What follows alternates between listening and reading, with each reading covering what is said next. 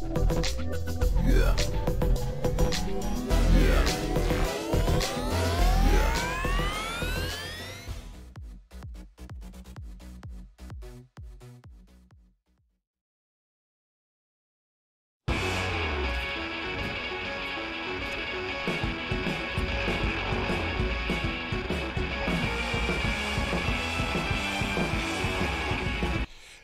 Yo, yo, yo, and away we go. Hello, everybody, and welcome to the AEW Sidecast. Have you ever had one of those weeks where everything just keeps rolling along? Like, seriously, everything's going absolutely crazy right now. Like, we literally just had breaking news not even 30 minutes ago. Sean Ross Sapp put some breaking news here. I guess I should slow down here. Hey, folks, Mike the Ref here. Welcome, AEW Sidecast for February 1st, 2022. And yeah, like, let's face it, we have the Rumble that's going nuts. We got that announcement that Thea Trinidad is going to be a commentator in Street Fighter 6, which absolutely blew my mind, and I'm so happy for her. And yesterday we get the news about Kota Ibushi no longer being with New Japan Pro Wrestling. And then just not even half an hour ago, Sean Ross Sapp sends out a copy of a press release from AEW. AEW announces launch of live event series The AEW House Show Rules. I could go through the long verbiage here, but long story short, starting March 18th, which is the Saturday after the Winnipeg show. Winnipeg is on the 15th and 17th. Starting on the 18th in Ohio, they're actually starting unique house show experiences with a lot more intimacy, a lot more closeness, a lot of interesting stuff apparently. So tickets are available starting February 3rd at 10 a.m. Further show dates will be announced in the coming weeks. Everybody's happy to work with everybody, blah, blah, blah, blah, blah, blah, blah. Either way, it is absolutely great news that this happened. Should I say Kenny has a friend a lot closer to him now? Yeah, like, well, let's face it. We're gonna get an absolute humdinger of having Kota Ibushi's gonna end up making it to AEW eventually. I don't think it's gonna be right away. I would have to say, here's the other news that came down this week based on the Kota Ibushi. The Ibushi one came down late on the 30th, because it was already the 31st in Japan. The next day, a couple hours later, a promo comes out. Bloodsport, it's going to be Mike Bailey and Kota Ibushi. Like, I know what most wrestling fans are doing right now. It's like, yeah. Sorry to put it politely, but that's probably what is going on right now. So, Bloodsport, hosted by Josh Barnett. It's always a great show, but yeah, Speedball Bailey announced that he's going to be taking on Ibushi in the next Bloodsport show happening WrestleMania weekend down in good old LA.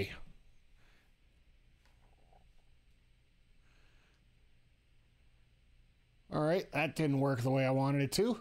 Let's see if this works this way. There we go. Perfect. All right. Now I know how things are working here. I'm trying out a new feature here. OBS has a special setup now where you can actually run vertical video and actually record as you take clips of short form clips as you're going along. So hopefully I'll be able to get some YouTube shorts, some TikTok stuff up on my TikTok page. If you guys are interested, all the links are here we are. There we go. Make sure you follow me on TikTok. I am going to try to get on there. I know I'm an old man here, but I'm still trying to get on there a little bit more. If you weren't on yesterday, we got a chance to play Hi-Fi Rush for the first time, and I'll tell you something, it is absolutely fun. It feels great, the fact that it's free. Always a good time here, but... And of course, I'm skipping around the biggest news of the weekend, and that's, of course, from the WWE and the Royal Rumble. the whole Sami Zayn, Roman Reigns drama that's starting to unroll here, and I'm going to give you a different take here. A lot of people are saying it's all Triple H, and Triple H doing such a great job, blah, blah, blah. To me, it's not Triple H, it's Paul Heyman. Because this storyline here just has all the snippets, all the smellings, all the familiarity of an ECW storyline. Back when ECW was a brand worth watching. And where I remember this more is the week of Raw 30 and the trial of Sami Zayn. Heyman was famous during ECW. If he couldn't get a certain segment of a story in, he would just go past that segment and just basically skip it and let the fans weave the pieces together.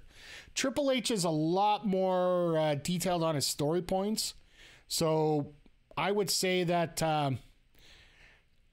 I got to feel that Paul Heyman's got a little bit more influence on this storyline than all the others. And you can sort of see that on TV that, you know, the Bloodline storyline in the WWE is probably the biggest thing you're going to want to see right now. So, because you got peculiar stuff going on here with, you got Charlotte Flair, you got Rhea Ripley going to be going one-on-one at WrestleMania. Then, of course, the undeniable Cody Rhodes going to WrestleMania to face presumably Roman Reigns. I can't see how they wouldn't do that story there, because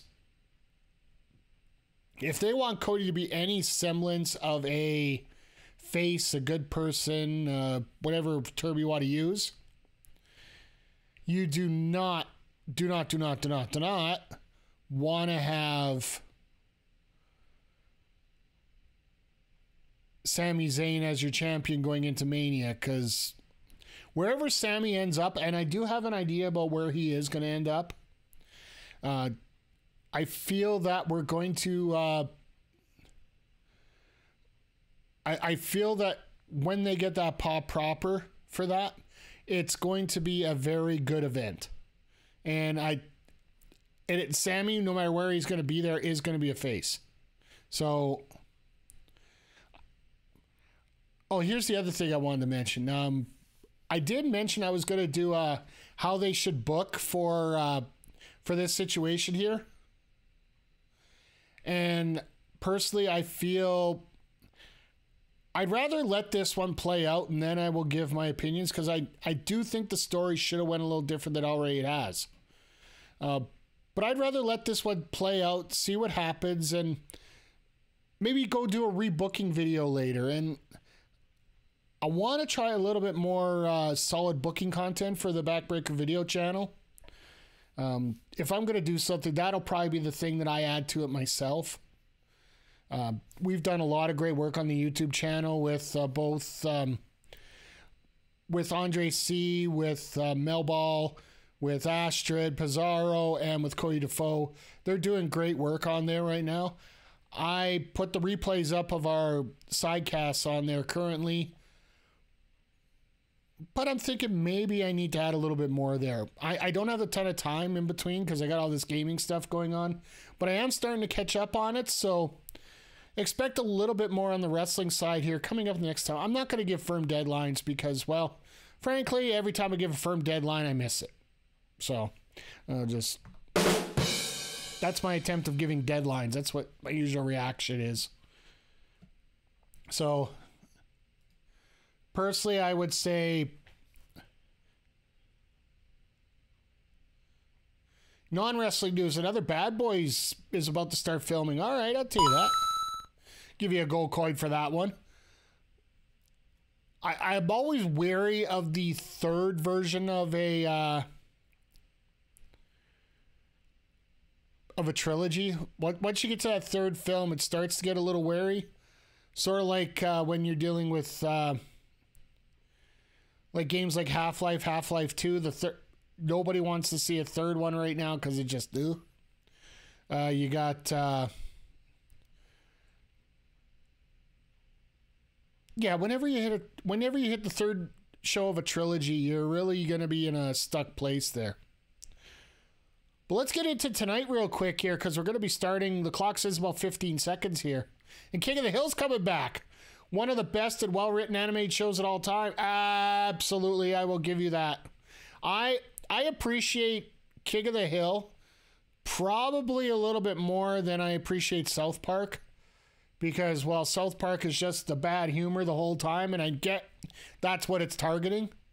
But I love the fact that King of the Hill can actually be, you know, dumb comedy on top of just crudeness.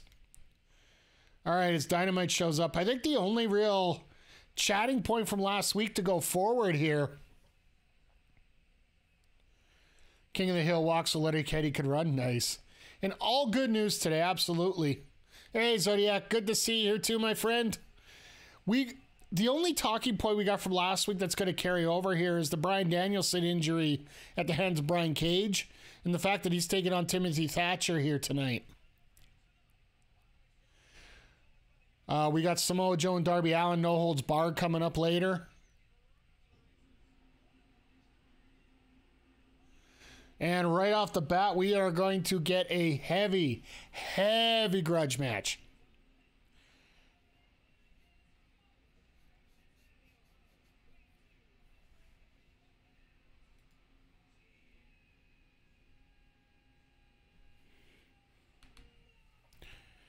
All right, let me get this production in here first. But Zodiac, how are you doing today? How's everybody in the chat doing this week? It has been one of the craziest weeks around.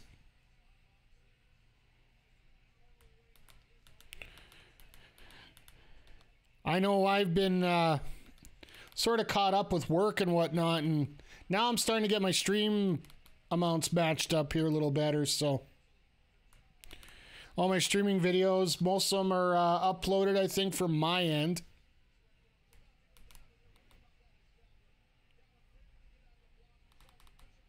I can type tonight. This is great.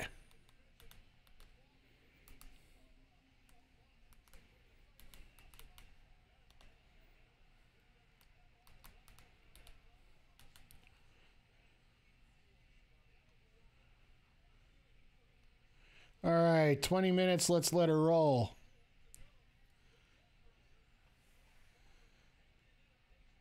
Busy weekend. Wait for things quite done. I hear you. Accompanied by the father. Oh no, that. Well, yeah, Wheeler Yuta. That's, you know. Ready for some time off next week? I actually have myself. I got. Well, I guess the States has the same weekend too. The February long weekend off. We have Family Day up here. You guys have President's Day. And yeah, we're that weekend I'm actually going to be attending the Alberta Esports Expo here in Edmonton, so that should be a lot of fun and a great time. I've never been to one of these before, so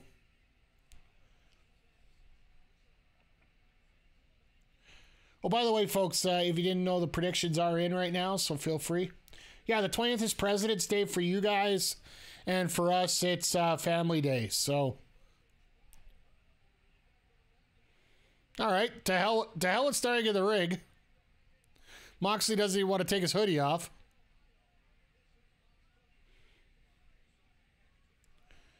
You notice Moxley hasn't done any promos for this going into it.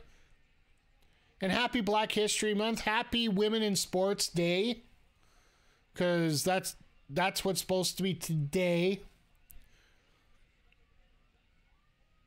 Always grateful for the people that cover wrestling, people that are involved in wrestling. The females that are involved in wrestling, both on the reporter side and the regular side.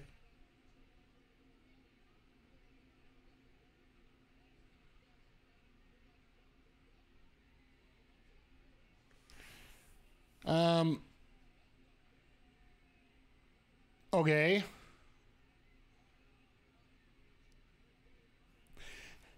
Cash App or PayPal, a black person, I'll send you my info. Nice, JJ. I'll give you a rib shot for that.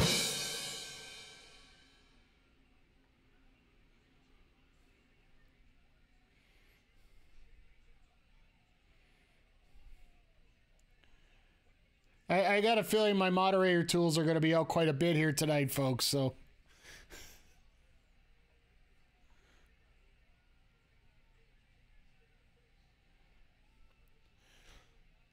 Did anybody here expect this fight to actually be in the ring at all?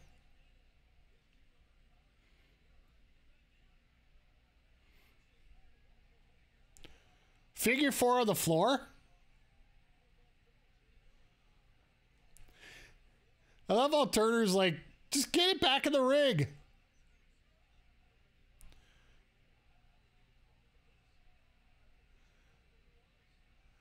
Steal a drink and use that.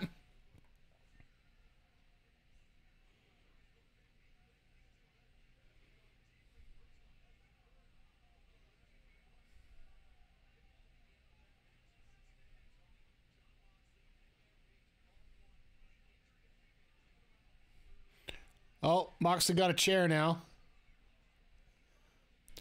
I got a real feeling that this match just is not going to happen. Turner's just going to throw this out. Oh, and they're Pillmanizing the ankle.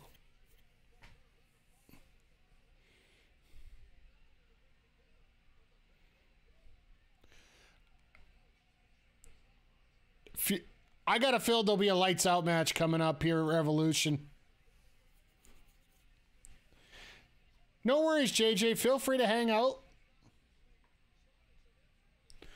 Are we at? Yeah, Taz got a good point. We haven't actually officially started this match, so.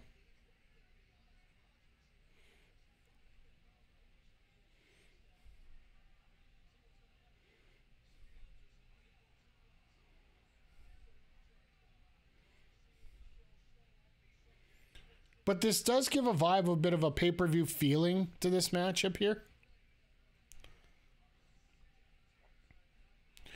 So I got to ask you guys in the chat, guys and girls, what do you think is the biggest news in the wrestling business this week, not involving Sami Zayn or the Bloodline? Is it the Bayley match? Is it the Ibushi release? Or not signing, whatever you want to call it?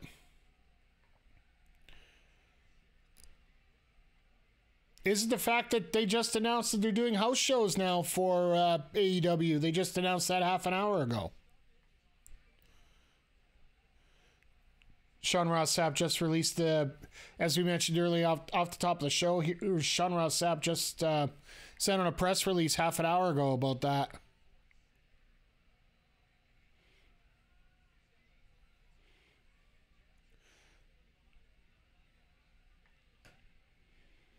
Well, I'm glad they finally got this back into the ring where they're supposed to. Either end it or don't. Like,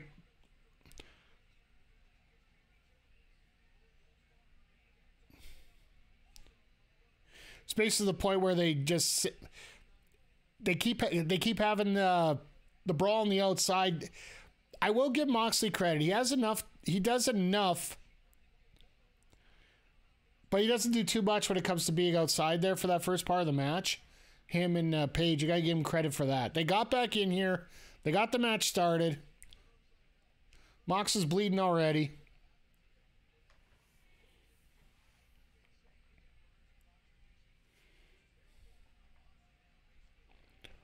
Drove 2 hours from Tulsa. I'm sorry, that guy in the front row worry about that side from Tulsa. He should come to Alberta for a little while. Most of our shows we got to travel 2 hours to, if they're not in your town.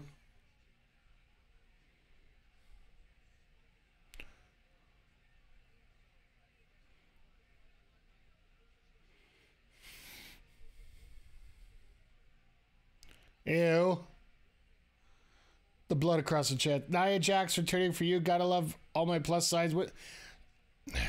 JJ, don't get me wrong. The plus side part aside, I don't want to see Nia Jax at her crappy attitude anywhere near my TV ever again.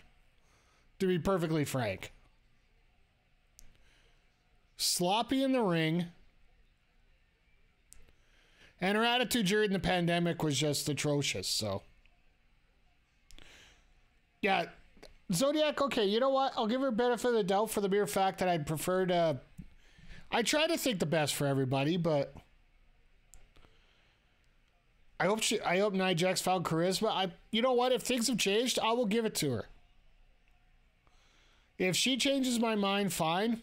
I don't even know if she was on a full-time contract or just a one-shot. I was listening to Wrestle Talk this morning, and they aren't even sure. Personally, I got a feeling she is on a contract right now. And the way things are setting up right now is they're going to get Nia into that last spot in the chamber. And they just want to get Nia to win that match so Bianca can have her spot slamming Nia at Mania, giving her the Hogan Andre pop that they think that they'll get that they won't get because nobody cares about Nia. Oh, was I my... Yeah.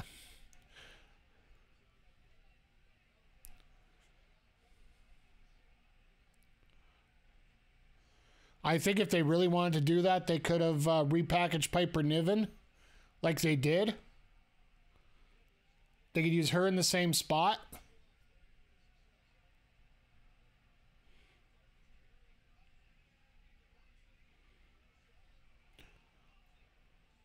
Okay.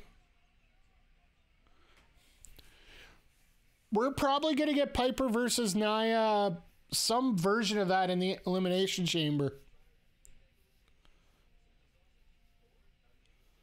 I'm going to take a wild guess that the last two spots are those two. I really do hope that Asuka gets the spot in the Final Four next Monday, but they're going to find some way to have her not a part of the pinfall.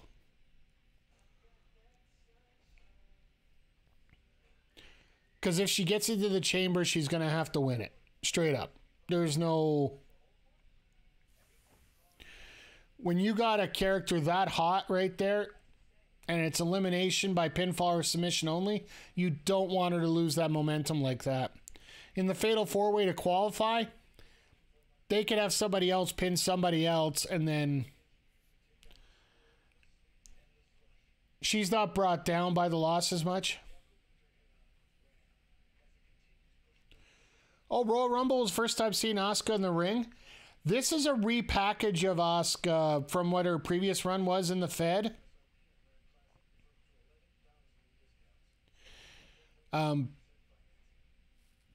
Yeah, Vic, how you doing, by the way? Shout out to HPC Too Sweet in the chat here.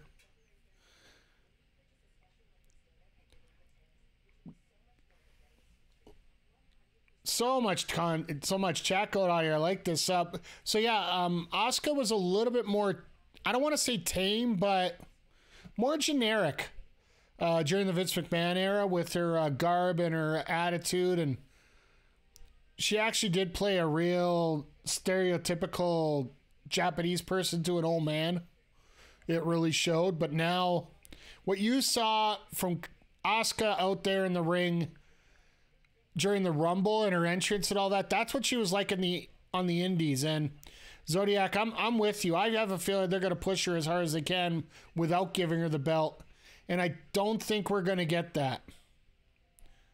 I don't think we're going to get her in that Elimination Chamber match, to be honest.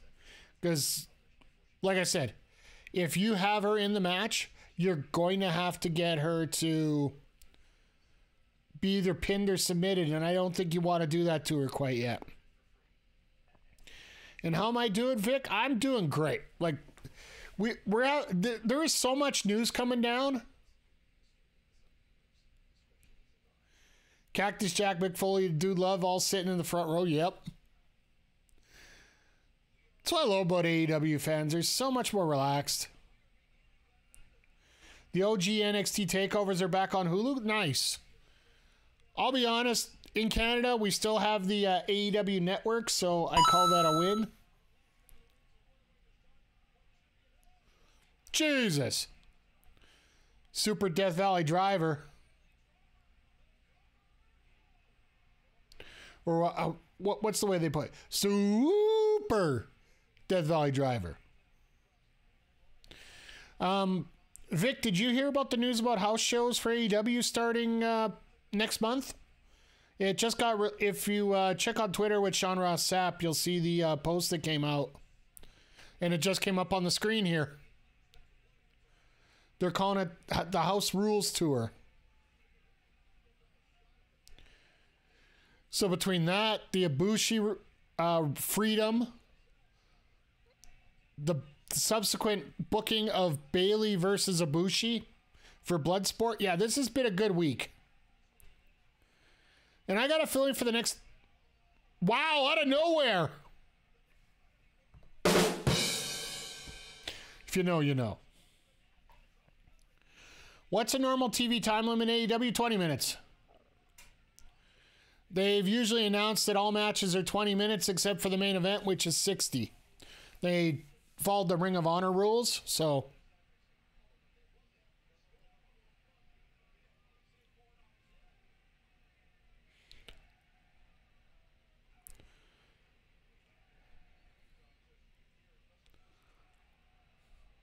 These guys unloading shots here. Just remember, you just got a little bit of time left to pick up your predictions here in the chat.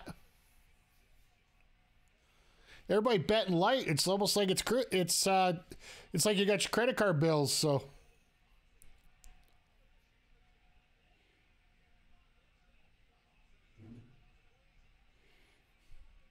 I love the one side of the background. Jon Moxley, please bleed for me. You dirty son of a gun. And it's held up by a little girl. That's the part that scares me a little bit.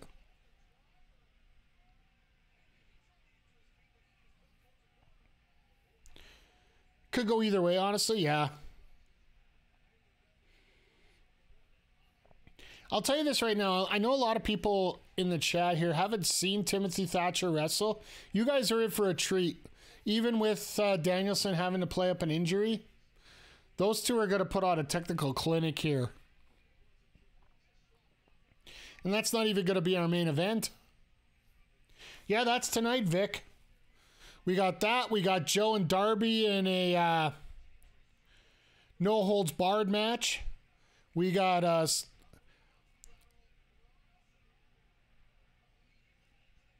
Jade versus Velvet tonight. Hey, Mr. Little Villain, how you doing here tonight, my friend? Hope you're enjoying the matches as well. Little family, little get-together here on the old... on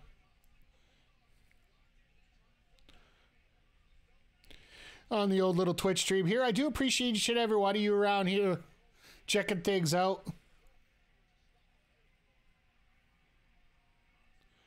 You're loving this match? I'll be honest, for all the... Like, it's almost... Moxley bleeds so much that I'm almost impervious to it at this point.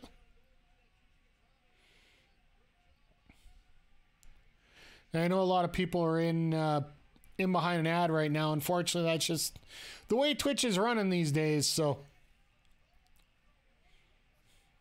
I'm just going to quietly throw that up there just in case. I'll be honest, folks. If you're subscribed to this channel and not subscribed to others and you want to get rid of the commercials there, honestly, Turbo does a lot to help out the streamer and help out yourself. So it skips all the commercials. And speaking of Hangman Adam Page, oh, nice. You got the action figure. That's cool. I really like... I haven't really collected a lot of stuff. Oh, that could blow out a knee. There's that King Kong lariat, but here's the difference, folks. If you're running on a mat that's rubber, you can't get the torque on yourself. Like, I think he was trying to spin himself upside down on that. But with the rubber matting, you can't get the... You can't slide with your back foot as you're trying to push off with your front to get that spin, right?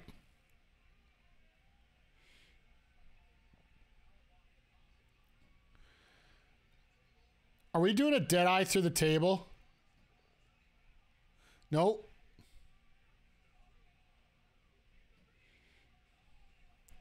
They're going to knock each other out here. Oh, short power bomb. Or the sky high, as we call it in D'Lo Brown terms. There we go. Now we got some juicy points down there.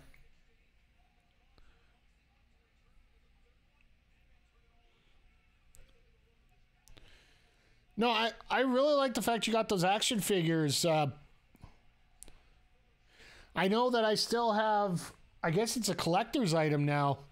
I picked up for Christmas for Jupiter Vision. I picked him up the set, the AEW set with the 2 tunnels and everything. Still got to get it down to him down in the old Calgary. Hopefully he comes up here for one of our upcoming shows.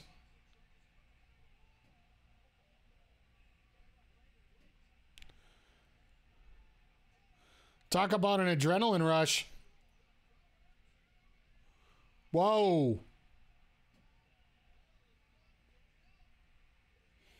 Almost.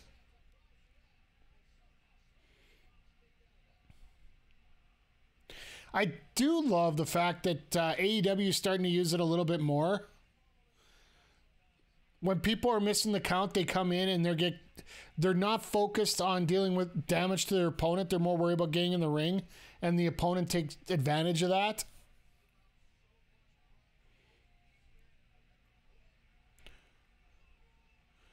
And now Moxley with a clothesline. Like, these guys are just trying... This is Japanese strong style at its finest.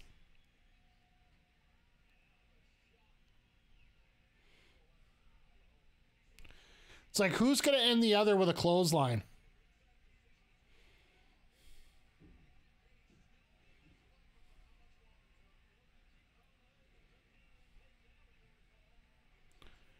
These guys are laying each other out here.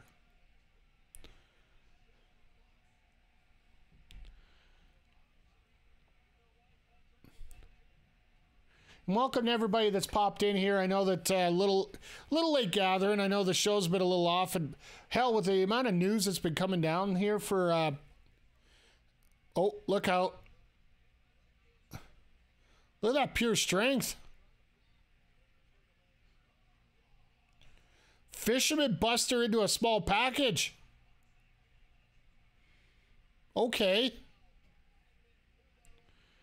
Is that Cactus Jack in the front row? There's Cactus Jack, there's Dude Love, and there's Mick Foley, all side by side there.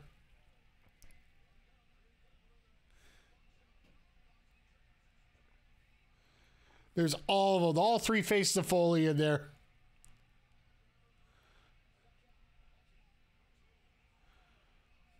That was a spike. He still wants that buckshot.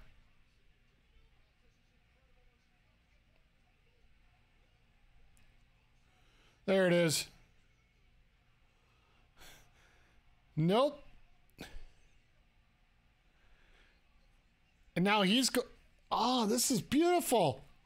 The fact that Moxley kicked out of his Page's finisher, and immediately he goes into this bulldog choke. It's the same thing that Moxley does when people kick out of the paradigm shift.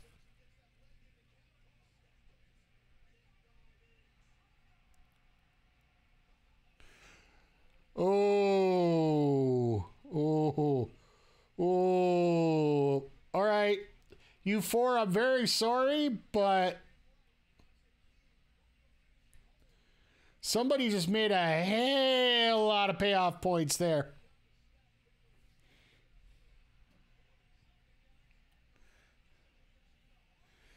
Paige looks absolutely...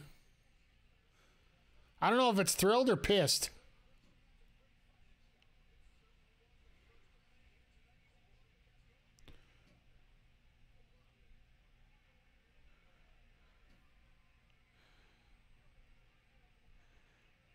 Congrats to those who got those points. I didn't even see who got it.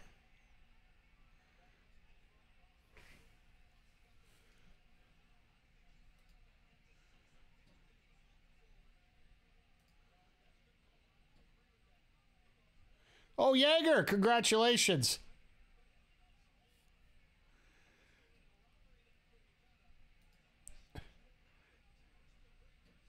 Thought they were going to a time limit draw. Oh, that's why you were asking. Okay, I see this. You see where this is going, chat? Like, Moxley knows he's won, but it's sort of a tainted victory for the fact that Paige is like, yeah, I'm still there trying to beat you. I could see these two going to a last man standing or a Texas death match.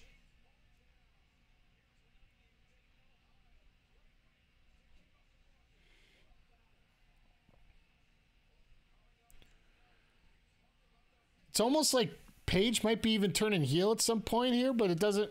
I don't get that vibe, to be perfectly honest with you.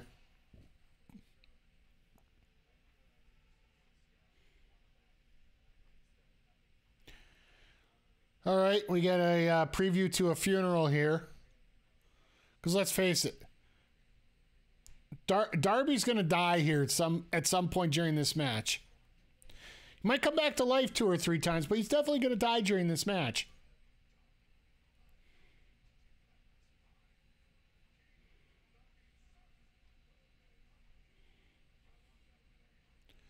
They're both calling each other number one, yeah.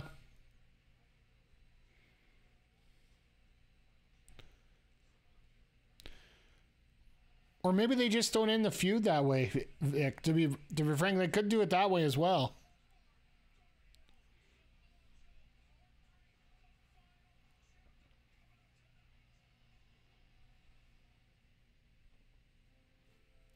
All right, we get a commercial break here, so yeah, a good half hour to start off. We had a 20-minute match to start off with here, so it's very meh for me, to be honest, both of them. With the amount of exposure that they've had for AEW here over the last few weeks, like, they had a pretty knockout show, a pretty decent show last week, but nobody really remembers much outside of the main event because of the implications of it. I think right now at this point, AEW's focus is just got to have solid shows. Like, they don't need to be over the top like they always are, but they do need to be solid. Like, no real screw ups, no real backtracks on anything. Because frankly, they were getting into a position late in 2022 where they would go 4 steps forward and 5 steps back. Now, if they could just go 4 steps forward and then maybe 1 step back at a time, and then boost it up with another strong week coming up.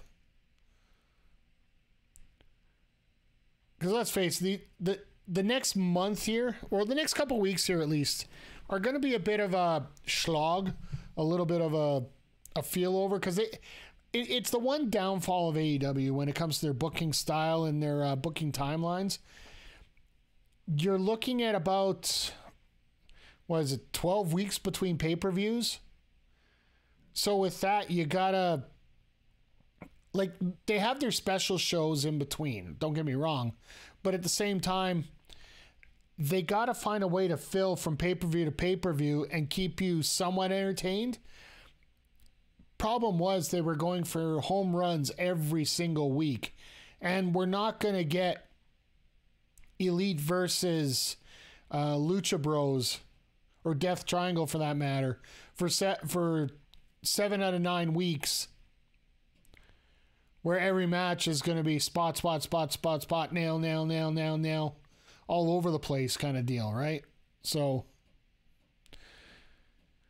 as far as I'm concerned, I don't mind if a week or two is just sort of under control. Just don't give me anything stupid on the screen. We'll call it even here, and that's the standard I sort of have right now. I don't know. What do you guys think? Does every show have to be a home run, or what do you need to see to have this be a successful period for AEW? Because I feel they're starting to turn things around from All Out. It's been, well, pretty much 6 months now.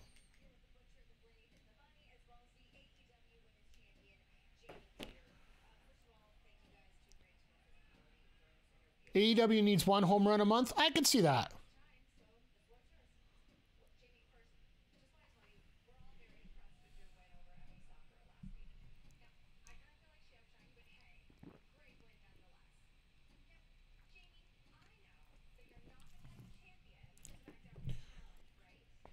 They need solid building shows? Yeah, I could see that.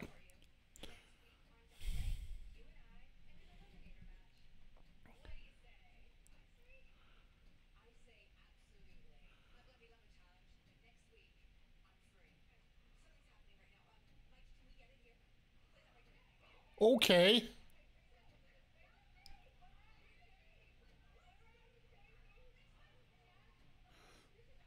Tony and Saraya taking out Britt and backstage. Mike, who's this Cody guy they're trying to shove down my throat? Nah.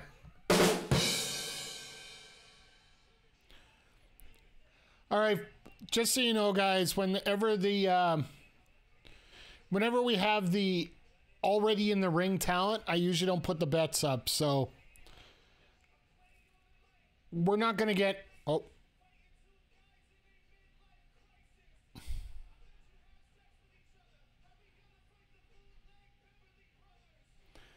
Okay, I can see that.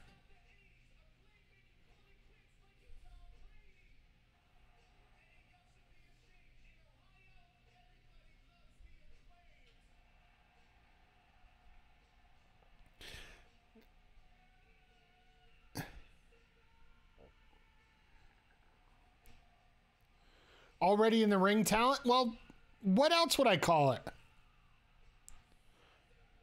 Like, seriously, they do look like the rehashed generic WWE 2K23 version of the Beverly Brothers. When you had 1 hour to edit instead of having a graphic designer behind it. Like, seriously, what else do you think they're gonna... What else do you call them?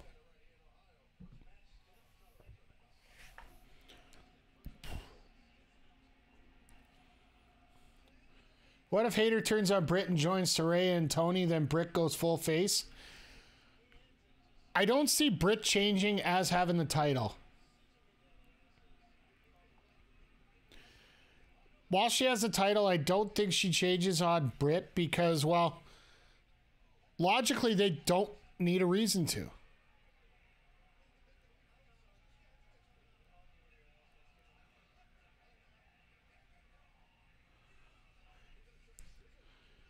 Brilliant time to join a Beverly Brothers reference. God bless Bo and Big. Absolutely.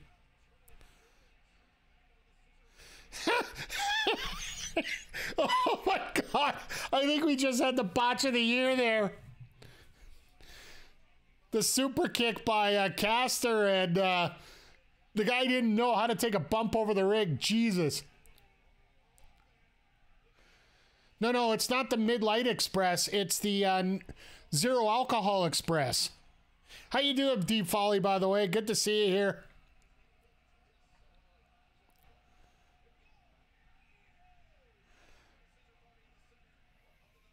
And Aubrey's out letting all this happen. It's like, that's fine.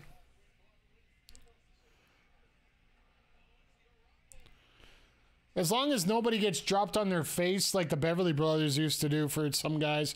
That clip haunts me to this day thinking so. Yeah, this one's over. They didn't even mention the guys' names.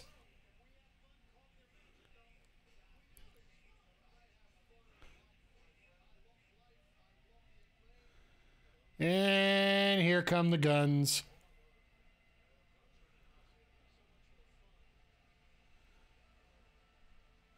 You think they couldn't afford some more expensive pants?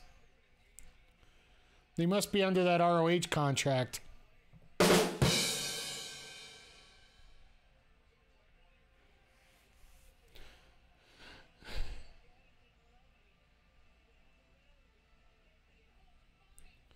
Doing great. Yeah, that clip of the Beverlys was painful to watch. More painful to receive, though, I'm sure. Yeah, absolutely.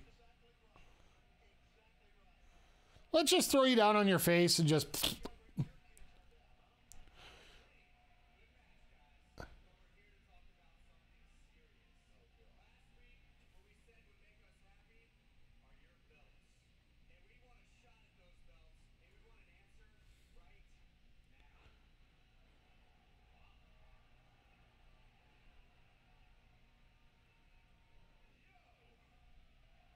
Okay, here we go. I'll get this response, then I'll get into a bit of it, deep folly here.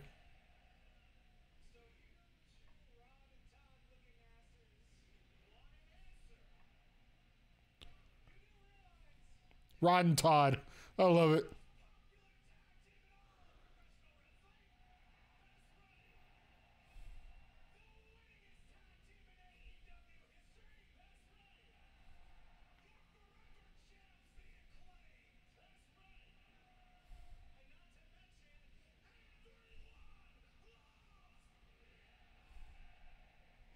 Okay, get to it.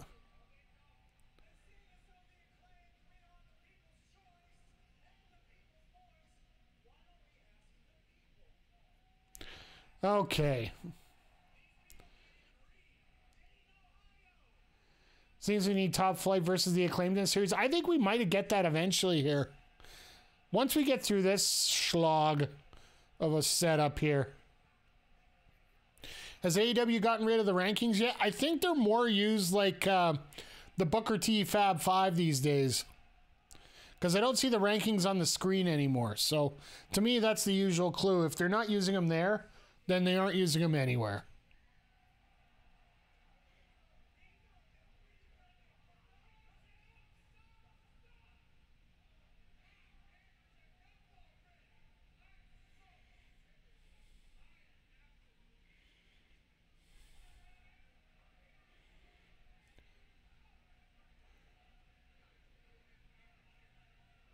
Ha!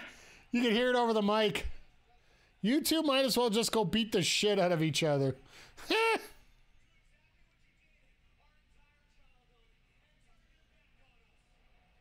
Wow. Wow. Wow.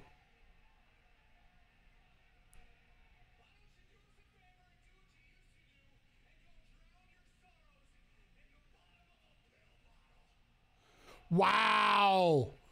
Wow. Do we get a turn here?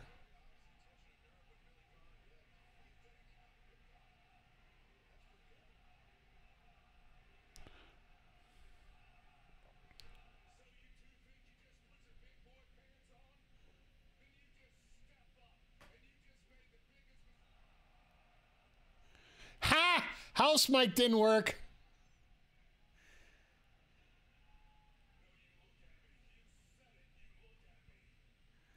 Oh, God.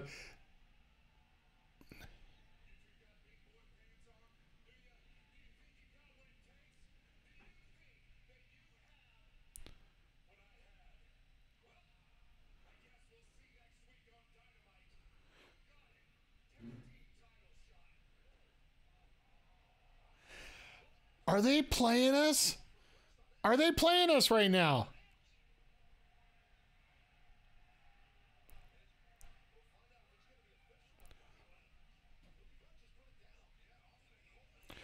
Billy Gunn, are they doing the slow burn play on us here? Chat, I gotta ask you guys right now. Do you think this is gonna be a double turn? Back to the Billy Gunn with the guns in this situation? Because it almost sounds like. All right, JJ, just to make it quick here, a quick calls notes there. The Guns and the Acclaimed decide to start facing off with their face off. Billy Gunn breaks them up. A couple insults by the Guns, and they basically go to Billy into agreeing to a title match for the Acclaimed in that point. And Jagger, I was with you there. I thought it was going to be a Daddy Ass versus Guns. That would have been a fun match to watch.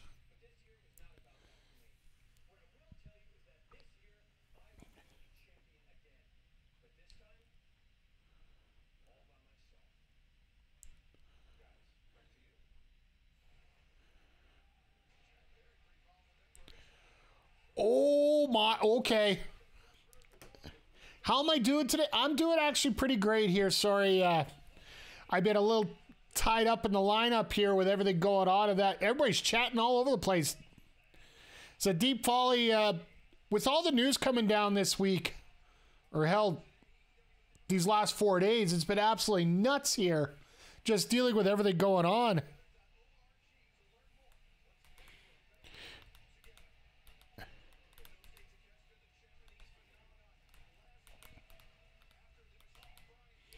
Just trying to get the next match put up here for your predictions.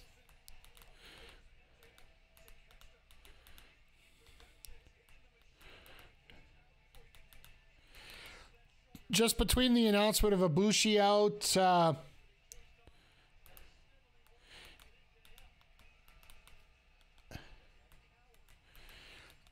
out of New Japan, you have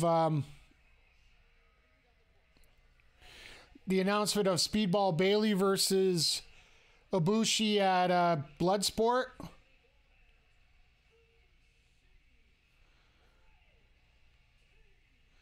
Now the house show loop being announced.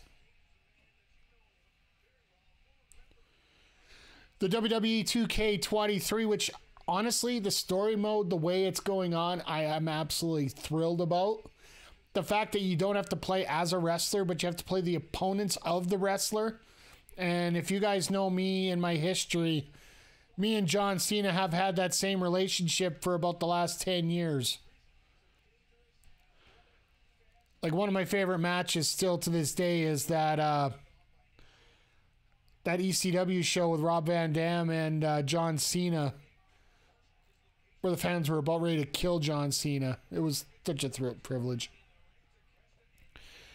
That's a good question, Jaeger. I want to ask you guys in the chat. Do you think Takeshita is going to be a champion before the end of the year? My opinion, I think he could get a TNT by the end of the year. Or maybe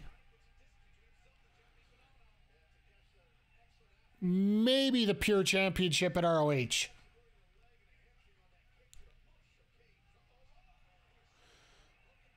Could be All Atlantic as well.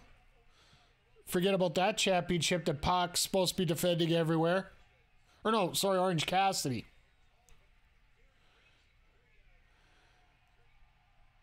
Konsuke might be 2 people away from getting it, but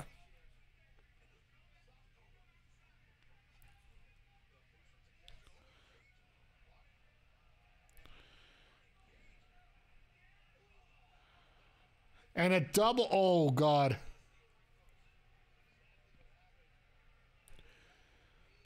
If you didn't notice, that is double hurt there.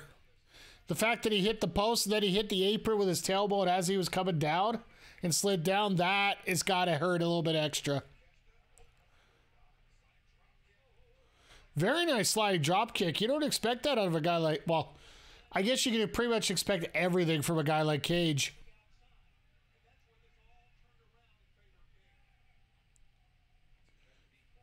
Hey, Mr. Levy, how are you doing here, sir?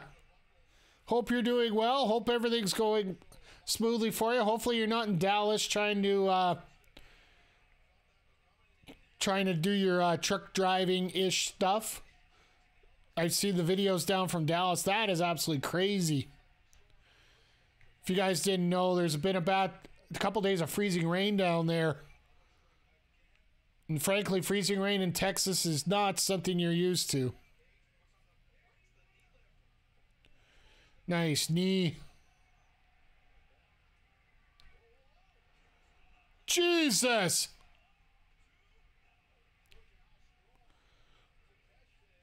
Did you see how smooth that was? Like, Brian Cage on the receiving end of that Blue Thunder bomb like that. You don't usually see him taken up that easily, that smoothly by somebody. Like, don't get me wrong, a lot of it is based on Cage's ability. But at the same time, you got to have somebody who's willing to catch that well.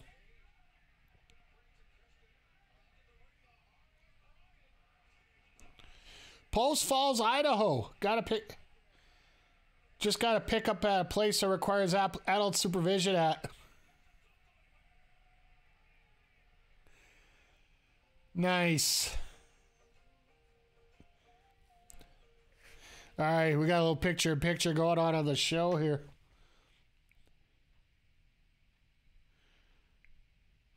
It's amazing where you need adult supervision to do a pickup for certain stuff. So I'm glad you're getting some important pickups here. So.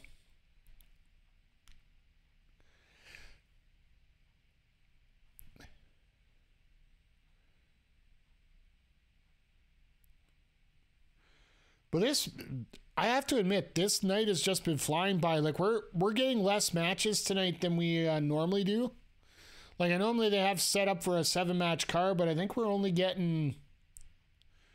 Actually, I think we might end up getting 7 again. Now I think about it.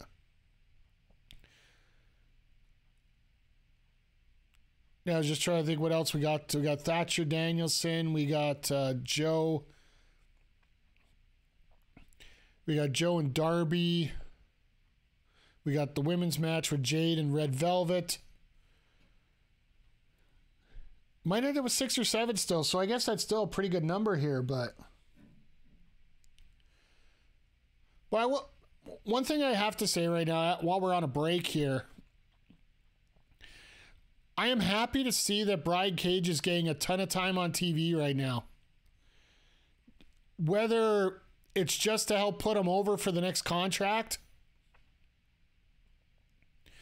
because his contract is coming up here in shortly from what's been told.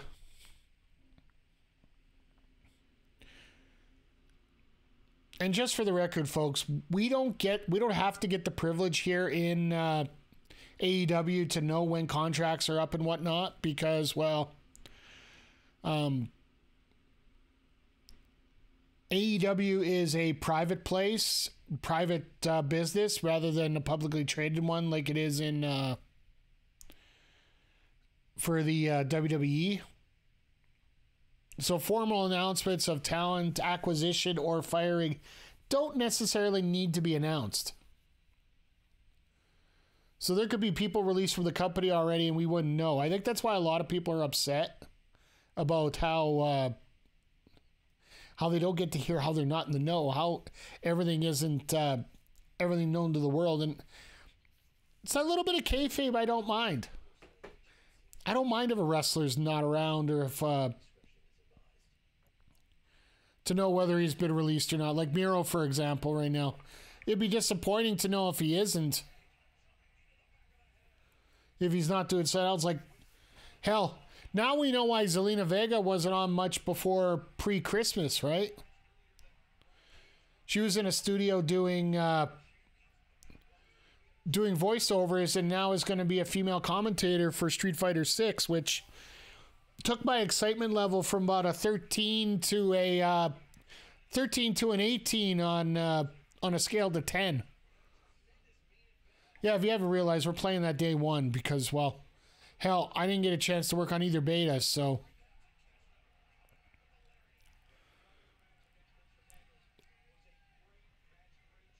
That's why I'm trying to get in a bunch of games right now because, well, with the MLB The Show coming out end of March, our new season of the Electric Show Baseball League starting in mid-April. Yeah, both JJ and Mr. Levy, you're right on here. Everything isn't our business, and it's not always important how the sausage is made. If you actually knew how sausage was made, you probably wouldn't eat it. Same with hot dogs. But they sure as hell taste good when you have them.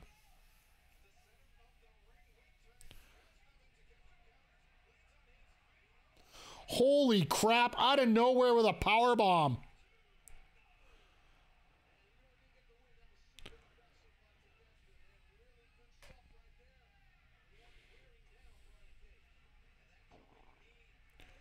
But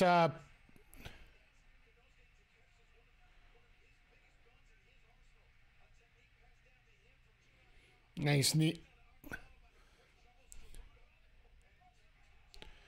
Cage is making Takeshita look like $1 million here right now. Or Takeshita, sorry.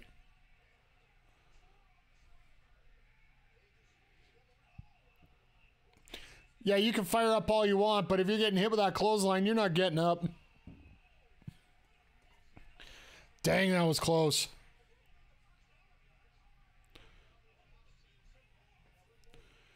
I want to see Cage pull out this victory here tonight just to reestablish a little bit more in terms of winning out here.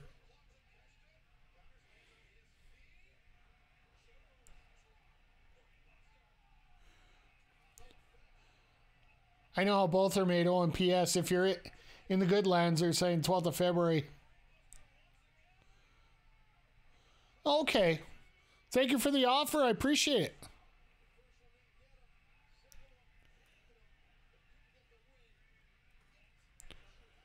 We're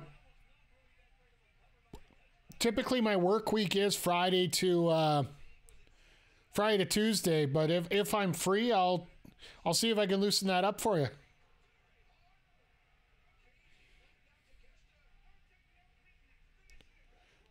I like not on the outside. No fooling around. Let's just finish this right now. But they've gotten a lot of time for this.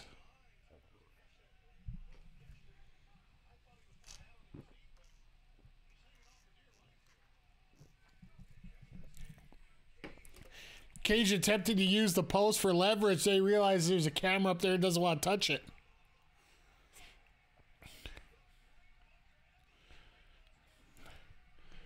Avalanche brainbuster, dang.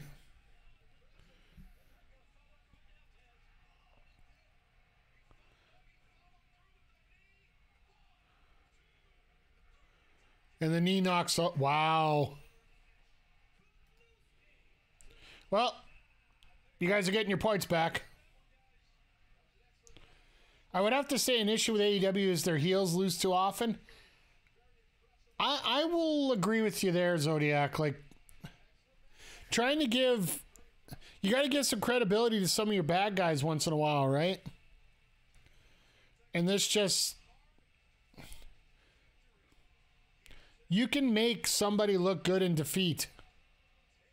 And don't get me wrong, Cage looks great in defeat here.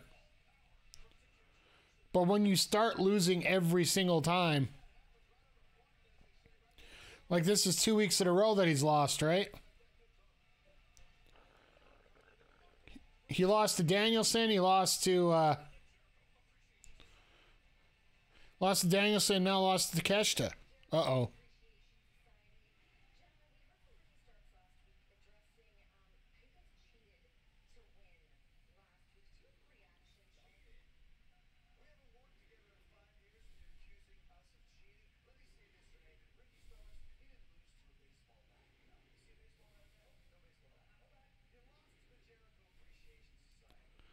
Outside of MJF, yes.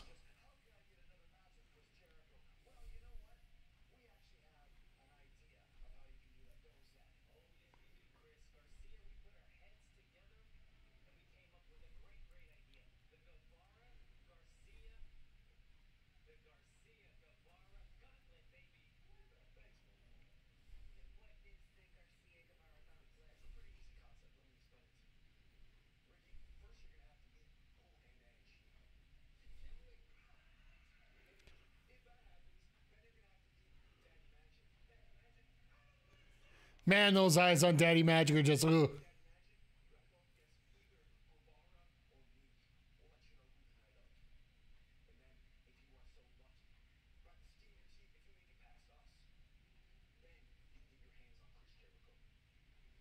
Oh, so they're going to make Starks run the gauntlet through the entire JAS, which he's already done.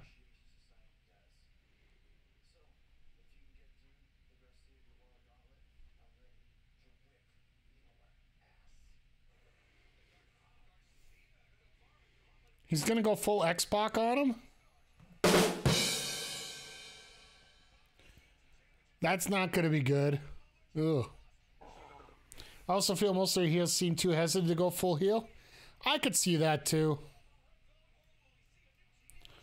And one of these gauntlets needs to end after 2 matches.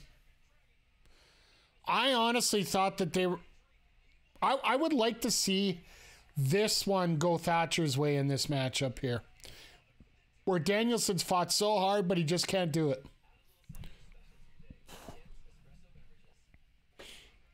Could be fun to see a Garcia Guevara tag team. Story could be that they never get along or on the same page, but somehow keep winning. I would agree, except maybe hold off on it right now because we have Ethan Page and Matt Hardy doing the exact same thing right now. I know they didn't win against Jungle Hook the week before, but they did have they have been having a bit of a run here on the stores, or sorry, the YouTube shows. And Swerve in My Glory did that as well. So I wouldn't mind seeing them do that eventually, but just cooler right now. Not sure what's more terrifying, the fact the Leafs tied the game or the fact that I'm listening to the Bruins versus Leaf game as well as listening to me and driving. Well, the fact that the Leafs scored a goal, you know, let's give them the goal horn just for the heck of it. Because let's face it, folks, when it comes to the playoffs, there's one thing they're going to do. Disappear. I think we all know that's going to be coming, so. But yeah, it's just the Leafs are the Cowboys of hockey. The only difference is the Cowboys have actually had success, you know, in my lifetime. Like, I became a football fan of the States back when my first game was the infamous wide right game with the Giants and the Bills. So 2 years later, that's when the Cowboys won their championship. So they have won a championship in my lifetime. They haven't done much since, but, you know, it's going to be interesting to see what comes up with the Cowboys in the future. But the Leafs, like, let's face it, how old did you have to be? You legally have to be a senior right now to see the last time that the Leafs were successful. You have to actually be a senior citizen. Because it was 67, I do believe, right? So if it's 67, that's... Are the Habs the Cowboys then? The Leafs are more like the Browns and the Bears, huh? Or, oh, wait, oh.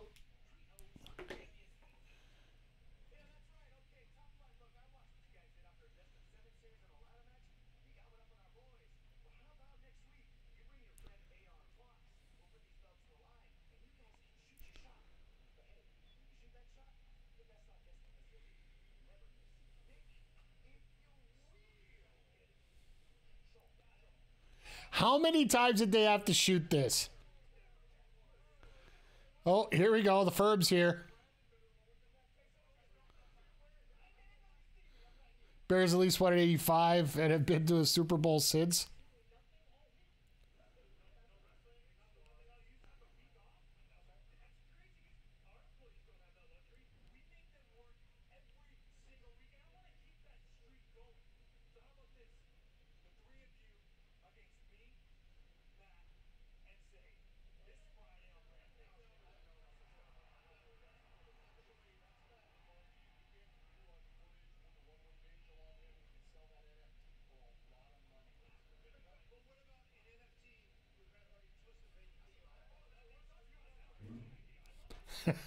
I love how Callis is just thinking about how many ways he can make money out of this.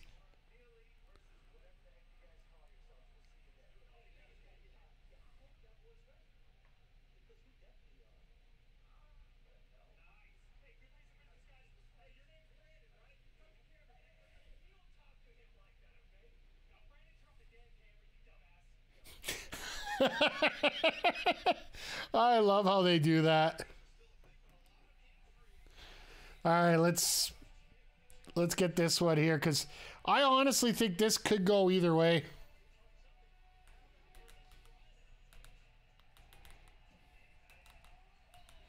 I will give AEW credit. They are trying to make Rampage relevant. It's taking a while, but they're trying.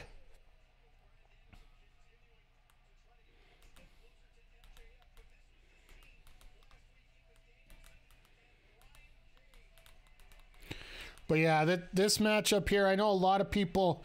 To a lot of people, this is going to be a smart matchup.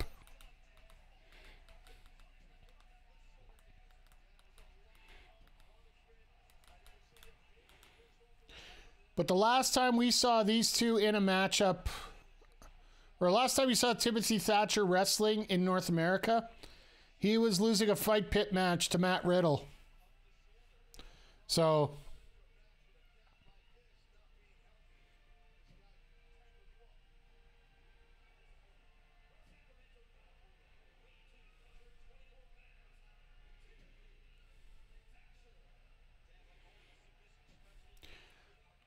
is this the ring conf entrance music?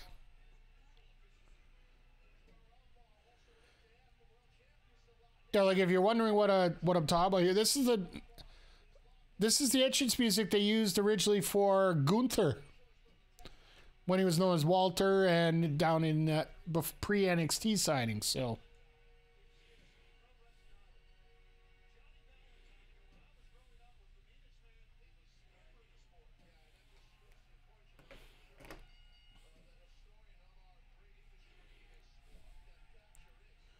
But yeah, in my opinion, I would think that there might be a shot here for.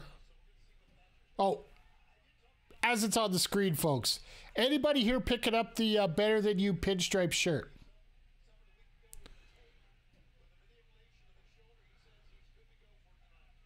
Like, it almost seems perfect that I don't have a suit right now, so that might be the one to pick up for me. But. And the other note I should bring up as we're going on here, if any of you are local or local to the Edmonton, Alberta area, we are going to be hosting AEW Revolution at Beercade YEG once again. It's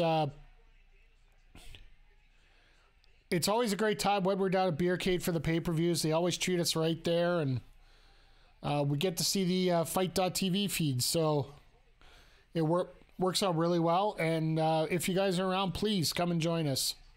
I'll have a little more details of the graphic and all that here in the next couple weeks. So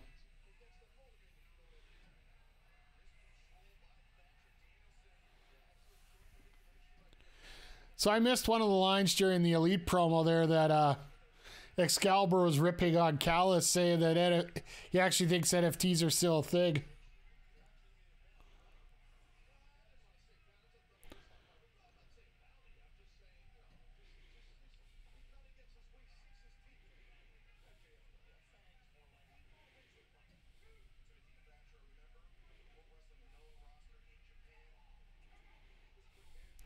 So you can see how things have changed here for Danielson. He, instead of being just straight technical, he's working on the legs versus the arms, because he knows that Thatcher is an arm guy, right?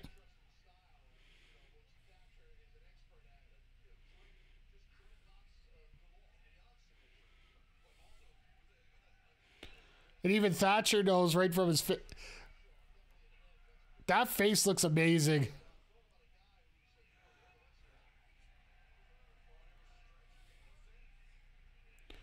And you notice he's so close to the ropes, but he doesn't want to break it because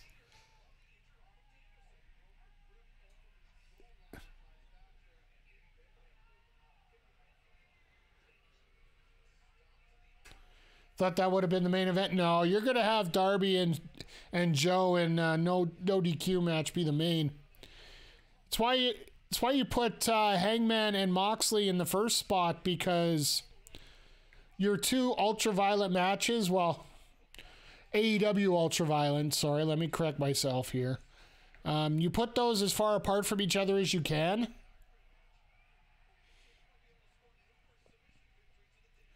That way neither one of them feels sort of less than the other.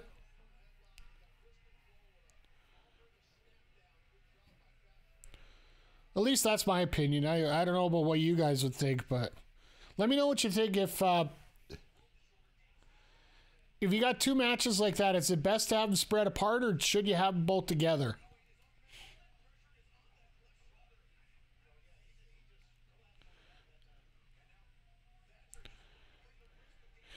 Thatcher's facials, like, you can tell how much effort he puts into everything. Need a violence break? Yeah, that's my thinking, Zodiac, and I think we're on the same page here when it comes to that.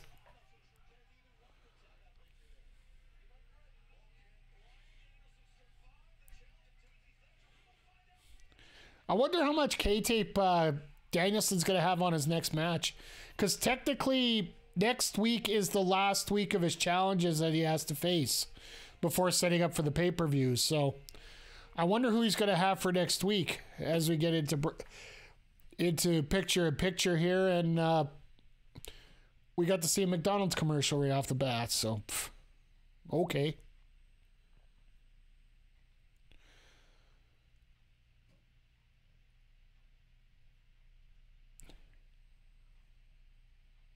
It's just nice to watch two people that, know the techniques of wrestling and know how to keep things slow here.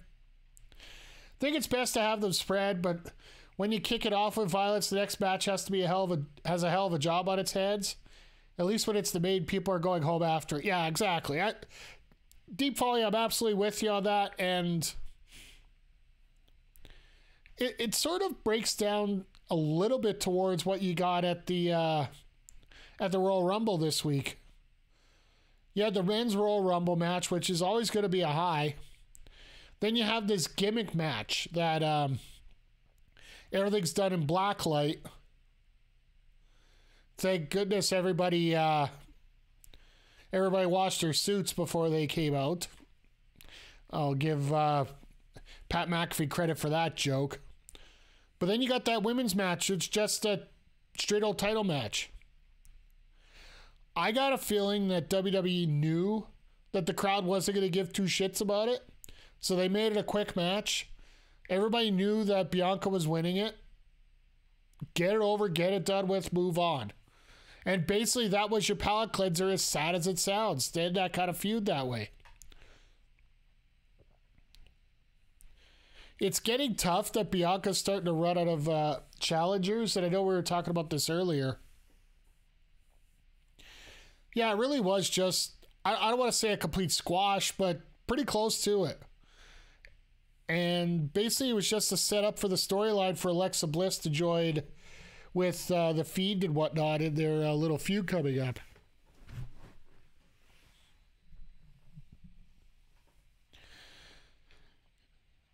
So, yeah, in my opinion, then you had that... Then you had the Women's Royal Rumble, which, everybody's going to be getting up for regardless. Then that main event, you could put it anywhere on the card, but that's why you put it at the end, because if you put the main event, that main event match on before the Women's Rumble, nobody's going to give two craps about the Women's Royal Rumble at that point. They got the shot heard around the world, and... although they left the crowd going out sad for the fact that their heroes have been beaten down, the fact they're still happy they're happy that it happened. And they're finally getting progression in this story. Yeah, the Bray Wyatt Funhouse stuff is usually something I really like, but it's not clocking for me. Maybe it's just old or what LA Knight. I was actually picking LA Knight both with my heart and my head. I thought that Uncle Howdy was going to interfere with Bray Wyatt in that match and cost him the match, but I don't know, myself as well, like, certain things you can let carry on and slowly draw them out, but there's a point where I will give Triple H credit, I'll give Tony Khan credit here as well. And you're hearing it a lot with a lot of these great storylines that they have come up with on both series. Bullet points. There's certain points you got to hit. 9 times out of 10, they're hitting the points that they need to progress the storyline properly. This Bray Wyatt feud, it almost feels like there's no strong bullet points in this feud. Like, I'm sorry, beating up LA Knight is not considered a strong bullet point. And if their first bullet point is going to be past this, They need to hurry the hell up. Like, I'm pretty sure Tony Khan and MJF have played up the perfect story on how to advance a 2-month feud between Danielson and MJF into a position where it will be a main event spot at a pay-per-view. With giving Danielson this weekly challenge here.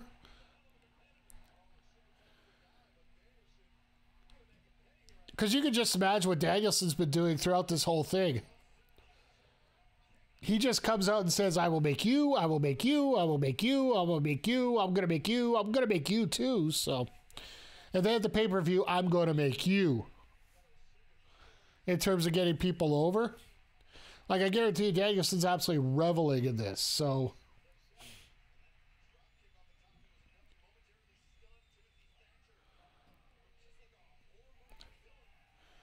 yeah, we got everything lined up here pretty perfectly here.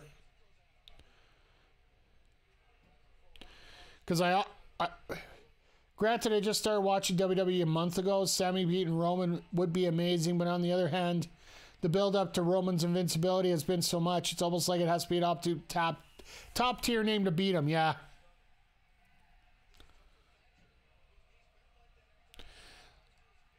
Like, in my opinion, it's got to be Cody that beats him. And like I said, I have my opinions on what the booking should be. And I was actually going to do it last Sunday, right? In terms of creating how Mike would book scenario for all this. But I've decided I'm going to do it post storyline. Because I want to see what they do and see what works, see what didn't. And then hindsight being 2020, I'll see what I can put up together.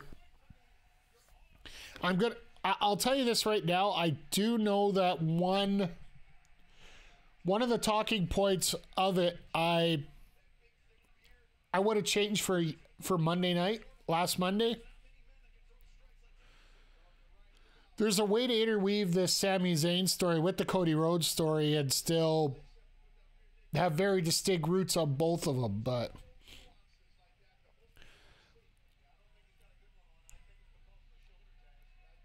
But I do know that whoever's going to beat Roman is going to get that pop similar to... Oh.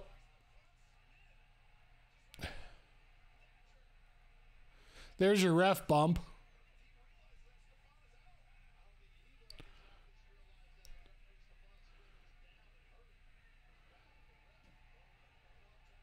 Here comes MJF, right?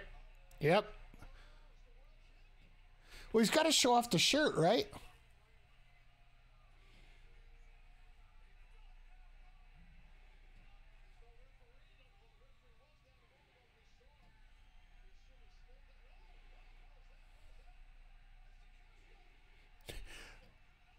Takeshi's still out there. Atta boy.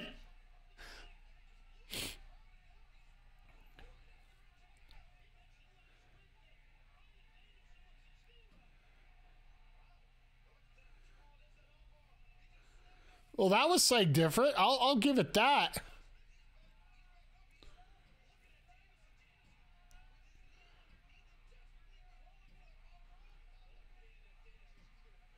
Look at how much of that arm's bent. Look at the veins in the arm.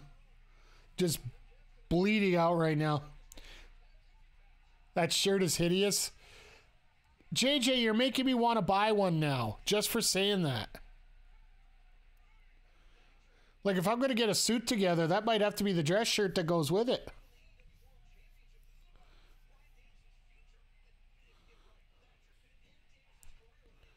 I'll get a full MJF suit out of it, so... Could you imagine me walking into a formal affair like somebody's wedding and wearing a shirt, basically wearing a wrestling shirt to a wedding, and just say, oh, it's a dress shirt. Now I'm going too far? I went too far way long ago.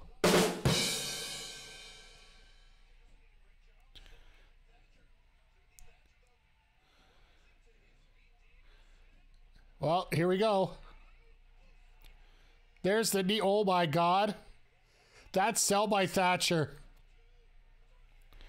That's sell by Thatcher. That was pretty damn amazing. Get you your points back here, folks. I can tell when you guys feel that there's a lot of midweeks going on here, like not a home, like we were talking about home runs earlier. And it's when we get these predictions like this where everybody. I've been on a roll the last week with these last few weeks of puns.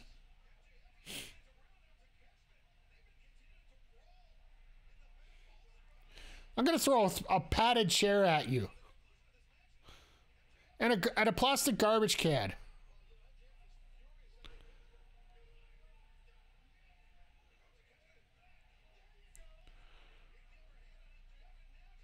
Hockey fight!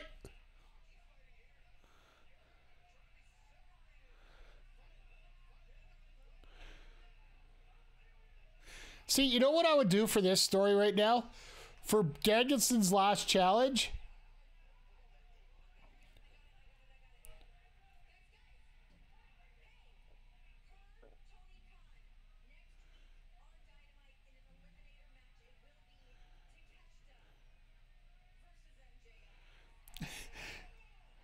MJF wanted to fight him last week, or right now, and then last week he doesn't want to. Now he doesn't want a piece of him next week.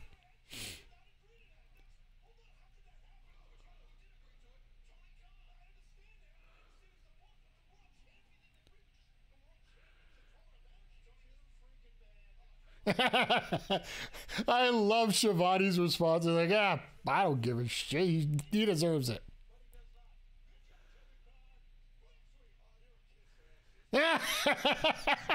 Taz calling Shivani a kiss ass. Oh my.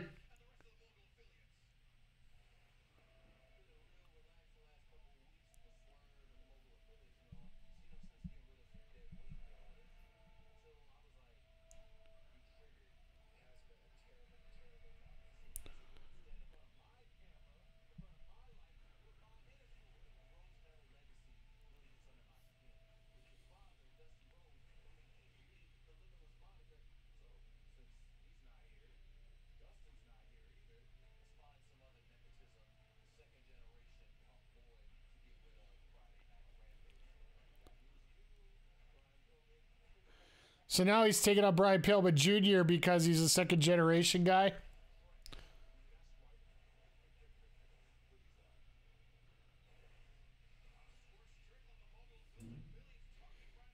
Okay.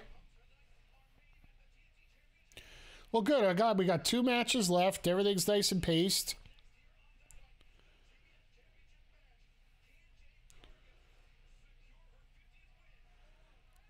All right, well, I'm going to throw this prediction up while we got the commercial coming up here. Come on, fingers. You can work this today.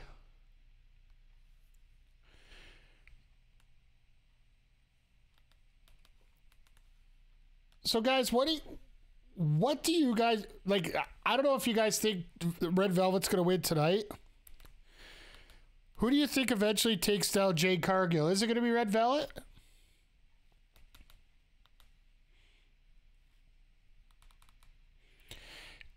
Is it going to be returning Chris Statlander?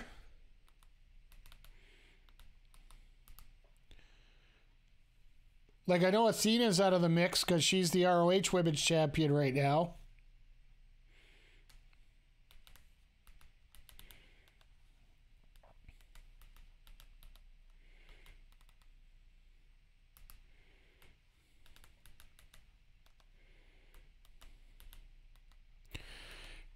Because they almost put themselves in a booking corner here.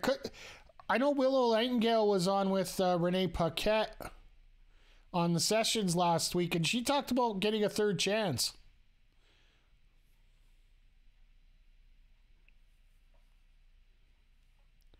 Trench? I've heard of worse words, worse names. AEW has work to do with Jade. Jade as a champ has gone stale. Who beats her? Who do you do with Jade if she isn't champ? That's the I think if once Jade loses this championship, she is going straight into that world title picture. She could be the ones up there with Hayter, and there's a way that you could turn her face. And she ends up working with Hayter and Baker as part of the... Because I got a very strong feeling. It's almost turning into blood and guts time. This next blood and guts match may very well be the all-female blood and guts match. Because we've had 2 male ones to start off. And the really the strongest feud right now, other than Jericho Appreciation Society against Ricky Starks, the next strongest feud right now is Tony and Saraya versus Britt and Jamie. And you always got there's a whole bunch of supporting factors that could go in there, but if you could put Jade in that match, it would show a different side of Jade Cargill that we haven't seen yet. JJ, I'm still entertained by her. She's steadily improving and has good matches and keeping up. Absolutely. Just the storyline that she has, I find, is just like, I can see where Jaeger's coming from, saying that while she is improving in the ring, there's a certain point there where you have to show yourself up to, oh God. Okay, so we're getting Roosh as the last opponent.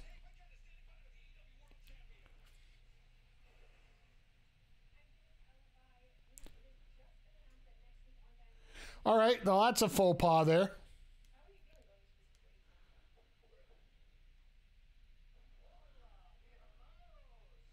That was a quick shirt change.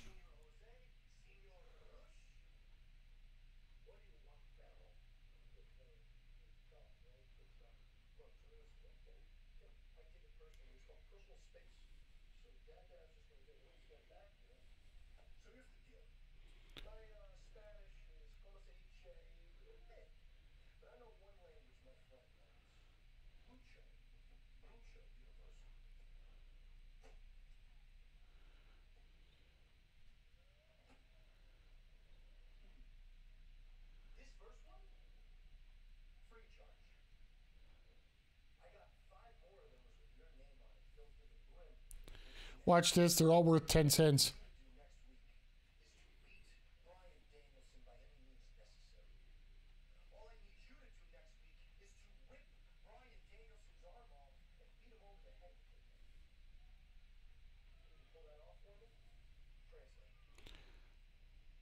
Told myself he should say Roosh next. Well, there you go. You got your wish. We'll give you a coin for that.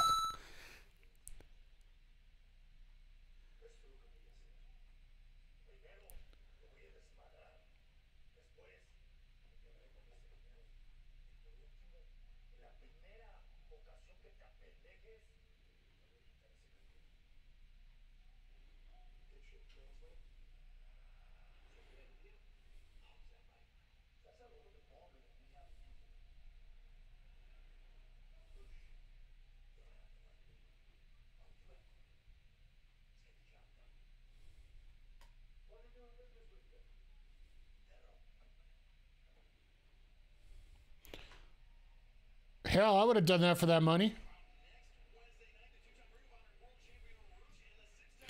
All right, the Battle of the Colors now.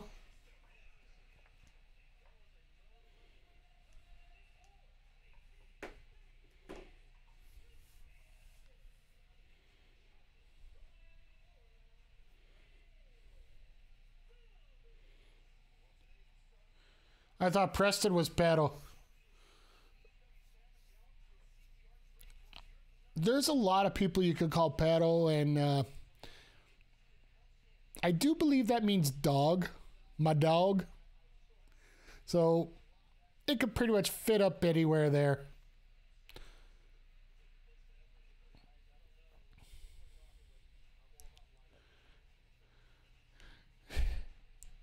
I wish this matchup would get a little bit more breathing out of it. Just for the fact that this... realistically, as that was gold. Well, we're getting a lot of colors here tonight. We got oranges, we got whites, we got reds, we got jades.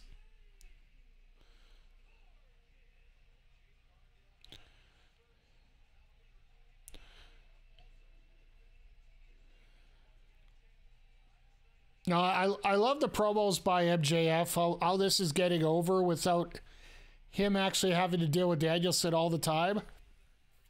I just don't like the production snafu that they made there, saying that they're going to Renee with the AEW World Champion. And it was actually Lexi with...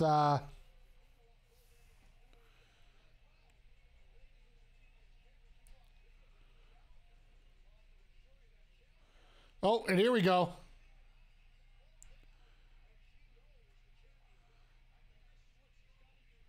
Yeah, you didn't know. Like I said, there's just a couple production things. And it's just... the thing that I appreciate the most is the fact that we're at the point now where those production things matter. Like, don't get me wrong, I'm not saying that AEW is top to bottom on the level of WWE, but it's the point that we're not over, like, I get it that there are some bad matches on here once in a while, but we're not focusing on them anymore like we used to. The fact that everything's nice and stable now, and we're getting good. We're not getting great, we're getting good. Especially after the new look. Like, I'm not looking for something to beat WWE. I'm looking for something different than WWE. And that's what we're getting here. And I'm sorry, if you went to indie wrestling, you're going to notice not everything's perfect.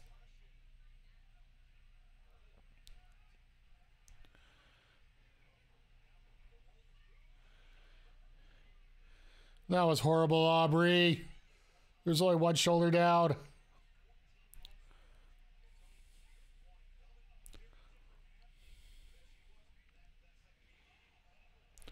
Nice wheelbarrow.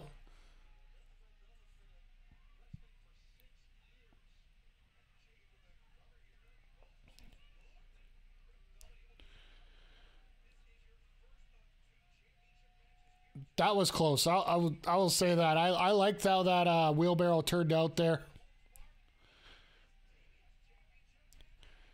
And they're getting a picture-in-picture.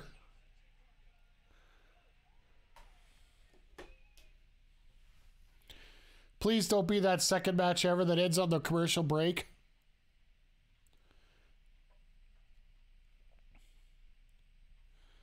I prefer the appeal of big-time indie show as opposed to an overproduction of WWE. Exactly. Like, I like the potential of a promotion where you could actually see the wrestlers grow.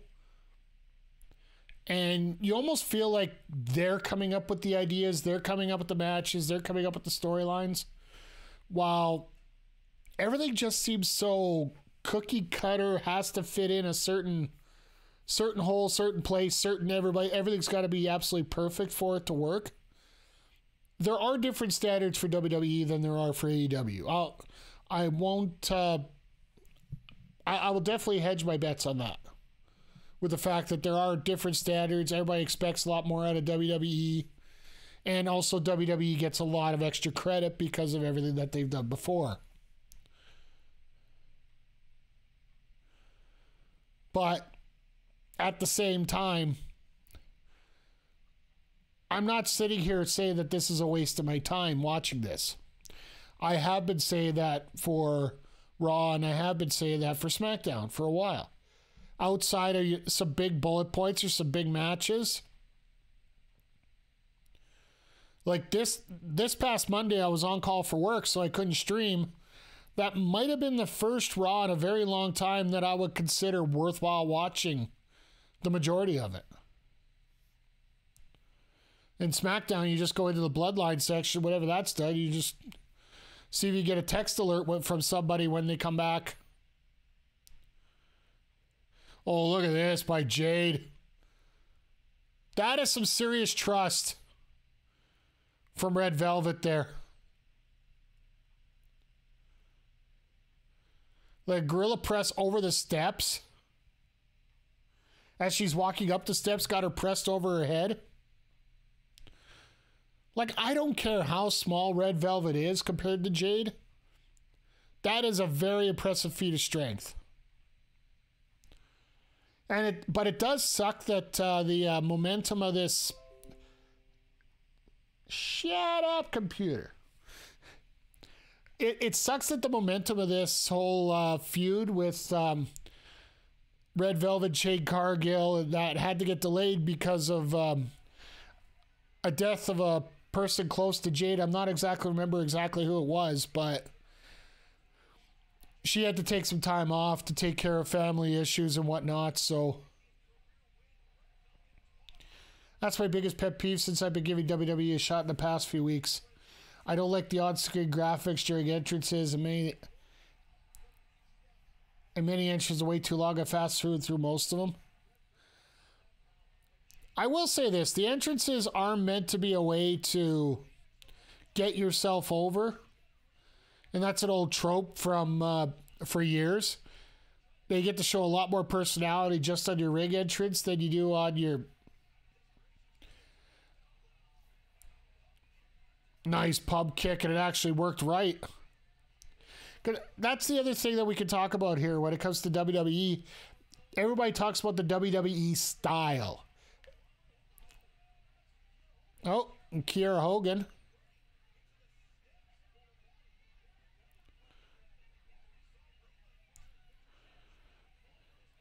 All right, here comes the interference spot.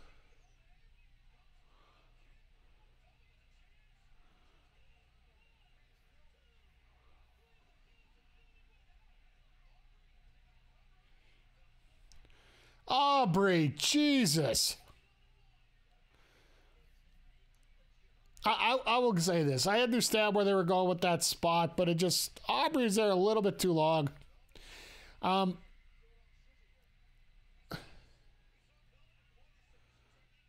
Oh, this is a version of the bell lock.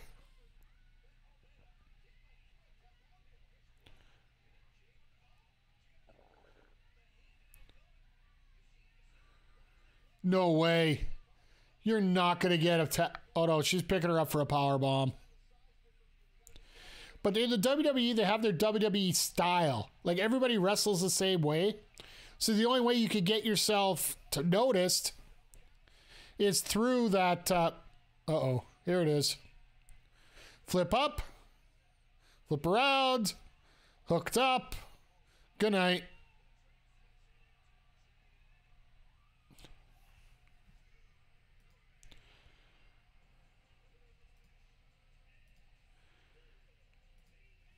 Give you your points back for that one. But in AEW, you have so many legit different styles of wrestling, and some of them don't work out right.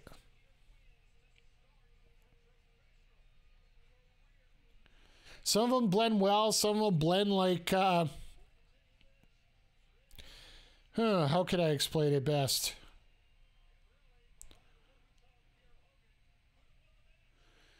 Some of them actually split like... Vic and Nikita Lyons injury. Just completely depressed and not great for anybody. I'm sure both of them are getting some long-time frustration from a few years back. Absolutely.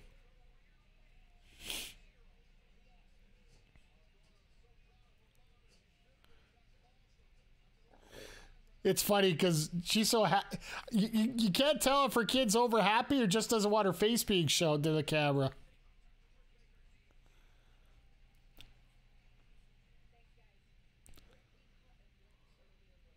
This is the promo they were advertising before with Rouge.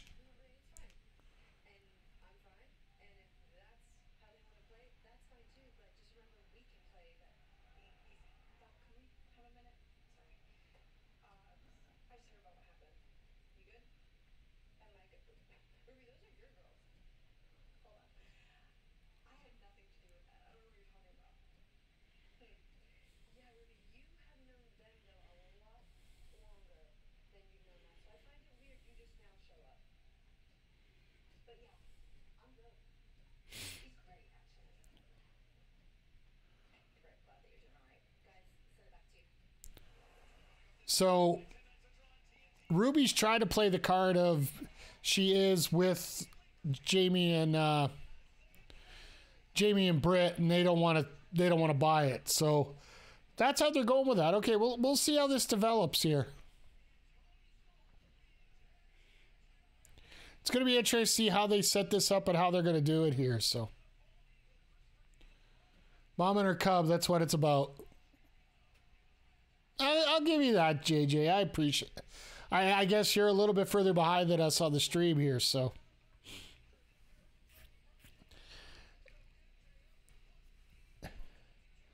This might be what you were saying about a woman's blood and guts. I think so, and I think that's the way that... Oh! Okay. We are getting... Well,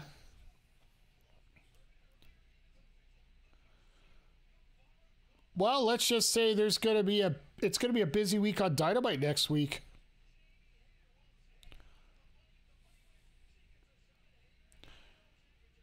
And let's see if they put the bunny with Saraya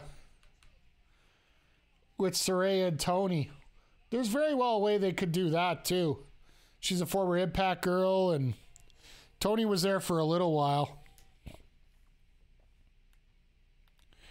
Let me just get the last matchup in here because we're almost running out of time here for tonight. But what are you guys thinking about the show? Like, there's one less match tonight, and so far it seems like it's flowed really well. We've had a lot of sticking points tonight. Have a lot of, like after last week where we only had 1 point come down.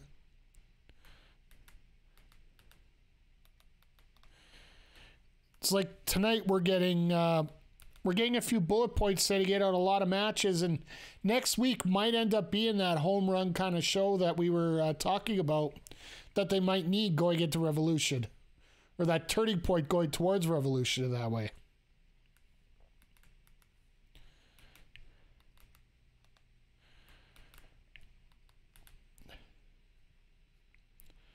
And it is 37, so I just put it up for 15 minutes, guys. This will be, it's not bad, but paint by numbers. I can see where you get that, but one thing I do appreciate about this is it almost feels like it's going somewhere. Like that's one thing we've had a problem with a lot of the matches that have been coming up before. Like none of the matches really look like they lined up to be going towards some point.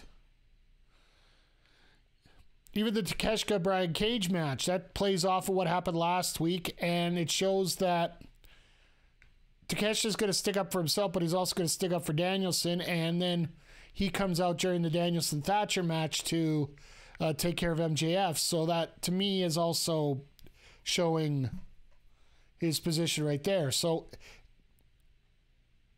and then you got the Guns versus the Acclaimed that are coming up as well. That's settled in pretty good. The women's thing, yeah,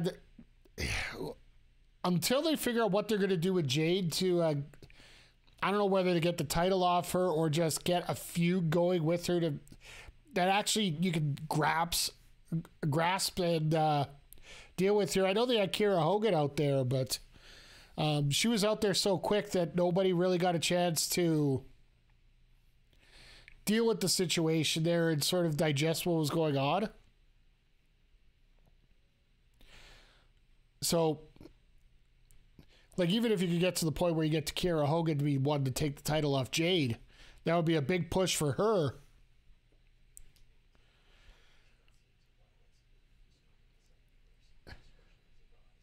Jade needs to get to the world belt at some point. Exactly. Like, you got to get a loss on Jade's record. That's the only way it's going to happen. Unless you want to get rid of... Unless you want to get rid of that championship. Which I don't think TBS would be too happy you do that.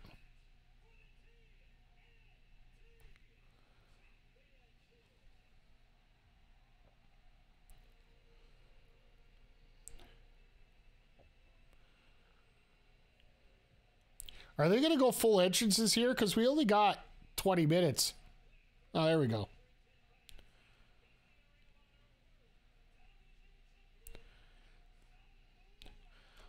It's always great to be a world champion or a TV champion of a company that doesn't have a TV, right?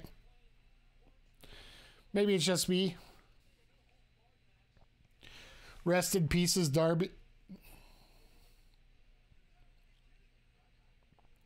When the fans chant Joe is going to kill you, that might actually be literal tonight.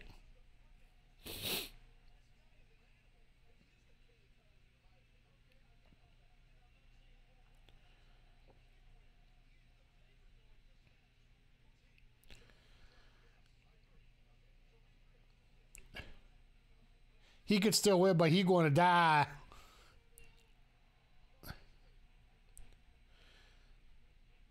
Like, I get so many Jeff Hardy vibes off this guy, but at least Jeff Hardy was a little bit safe once in a while.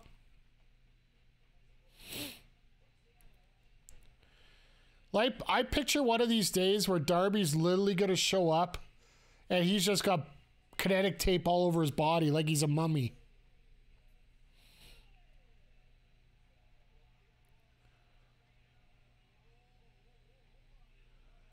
What the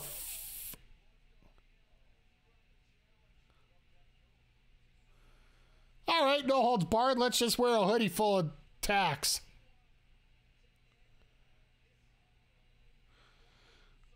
I'd be finishing it off with a Boston Crab myself. When are we getting Sting versus Darby? That'll probably be... Well, Sting's last match will probably be Darby. And I would say it all depends on whatever...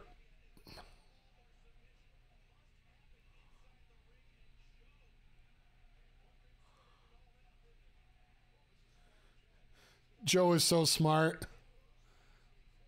Darby's going to end up like Hogan if he doesn't care of his body. Yeah, like... You know what? Love him or hate him...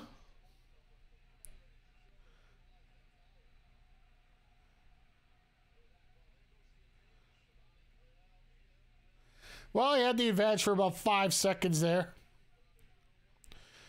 You know what? Say what you want about Hogan, and as far as I'm concerned, personally, he is nothing but...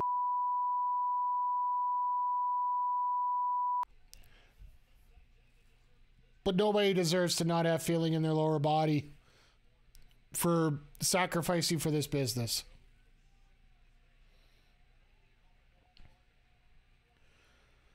So, it's tough with all his back surgeries and all that. And nice. Darby just took the hard part of the table into Joe, and Joe's bleeding in 3 spots now. That wasn't from tacks on his arm, folks.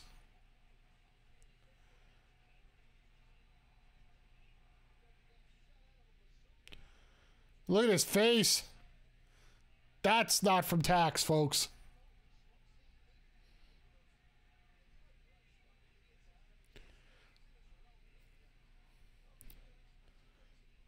Oh, and once again, I always keep putting over these oh, Jesus.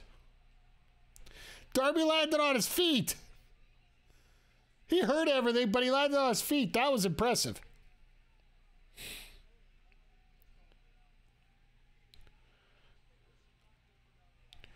Joe be pissed off right now.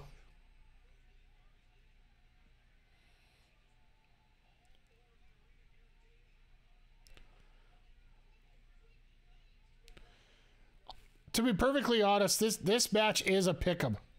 Why are you just sitting there touching Darby's back? Like, you think you're gonna get magic powers out of that? Yeah, I hope Joe's legit okay. Like,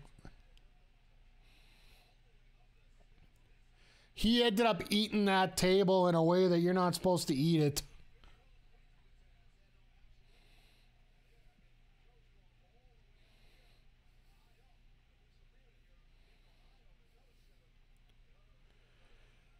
Oh no. Anytime I see a guy like Joe bent over like that with Darby up there, I instantly... Jesus! I was just thinking code red there. But Joe would have done what I would have done. You got a scrawny guy in front of you wanting to beat you up. Besides the fact of me turning around and running away, which would probably be the first thing I do. Like, literally, he just picks him up and throws him like nothing. He just picks him up and meh, like a little piece of garbage. You twing.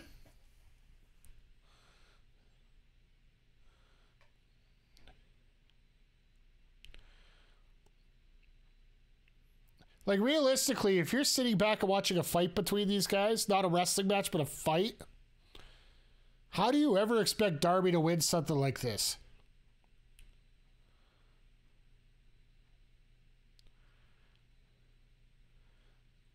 And the bridge of Joe's nose, God, he ate that table. I think that was that piece of metal on the table right around the edge. I think he got it right in the bridge of the nose. You be getting stitches tonight.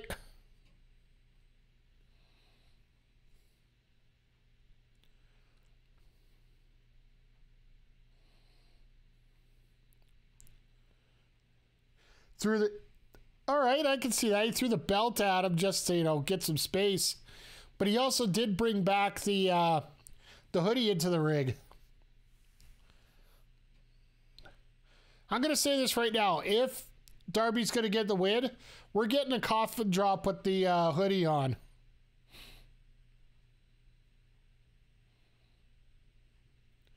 Because I can see that's the only way that Darby will get the win over Joe on this one. And that will be your pop moment that will make everybody cringe. This is what elongated break here.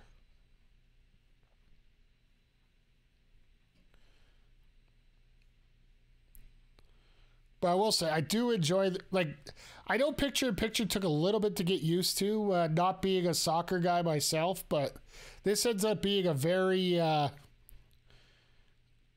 don't mind it. I don't mind it. I appreciate how they're doing things. And the thing about AEW is they do the commercial break segments a little bit differently in terms of what they do in the ring. Like, typically in the Fed, you would have, more often than not, literally just some kind of position there where you're in a rest hold or something and just hanging on for a while.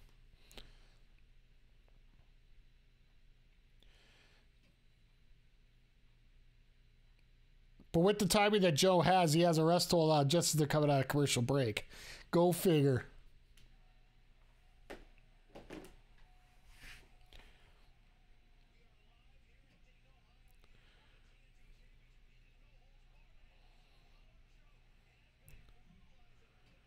Big chop there.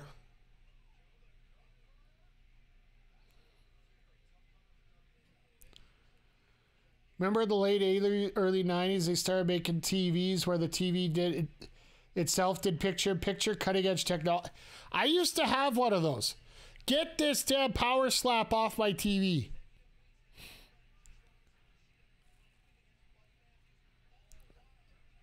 We had one, but we only had 4 channels, so our options were limited.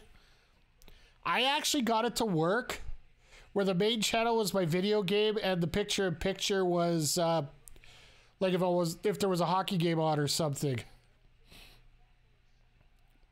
That's the majority of what I used it for, because I actually lived on a farm, so we had farm vision, so it wouldn't work on satellite. It would only work on the cable channels, so... Or the antenna channel. Sorry, let me correct myself there. I miss picture-in-picture on TVs. Why don't they do that anymore? Because they just assume people's attention spans are so limited, right? That and the fact if you want to watch something picture-in-picture, usually you got your TV on your left, you got your laptop or your iPad on your right.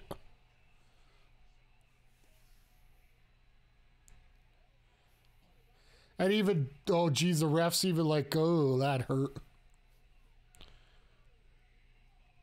Hey, Darth Mick, how you doing here tonight, buddy? It's been a good show tonight. Been a pretty decent show here. I could have news of the corner and entertainment on my main.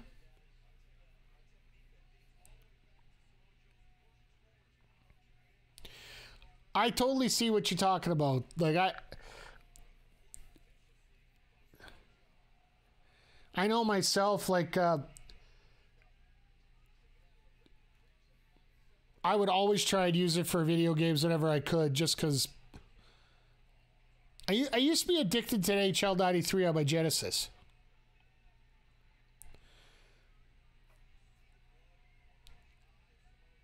So literally playing it all the time.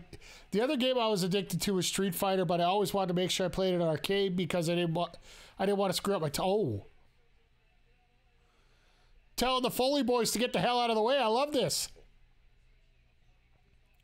Yes, growing up, my parents did, or my dad, sorry, my mom died when I was young. My dad did want to get 2 systems, so he actually made me a Genesis kid.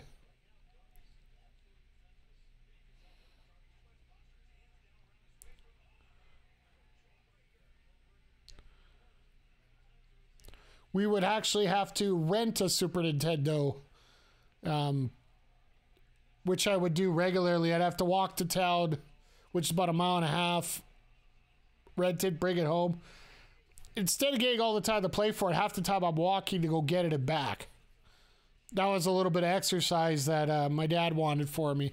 If you want the video game, you got to go earn it. That's the second time Joe's done that. It's like, like not even a second thought about it, just yoink.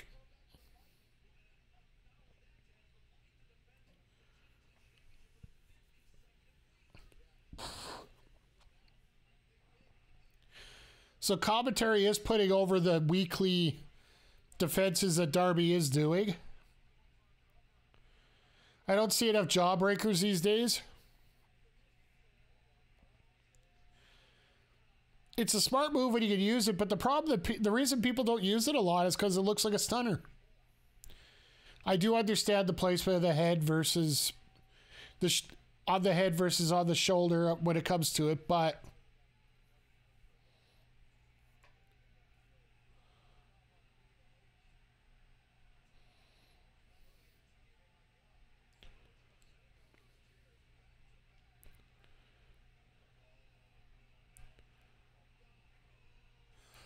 ow.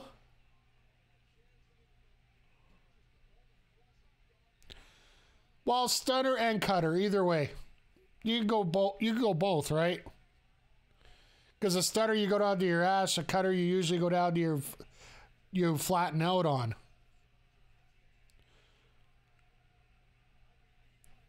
Feel like late 90s to 2010 had a lot of jawbreakers. No, I'm being cheeky. I know. I could also call it an ace crusher, but we all hate it. Oh, powder! Powder! There's the code red. Knew he was going to get a code red out. I just thought it was going to be on the stairs there.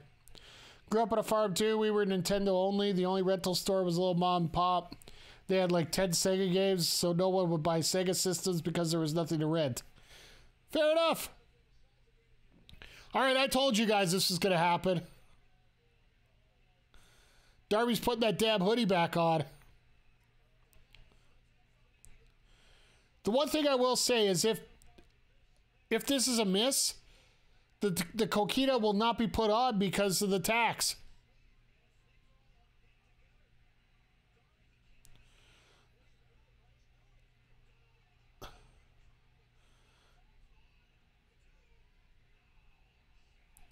Oh, I love when they get these half botches on moves. He was meant to put the whole thing on, but they screwed up and didn't fix the hoodie after. They didn't think the hoodie arms would go inside out too. Oh, here we go. Ring crew being done early tonight, folks.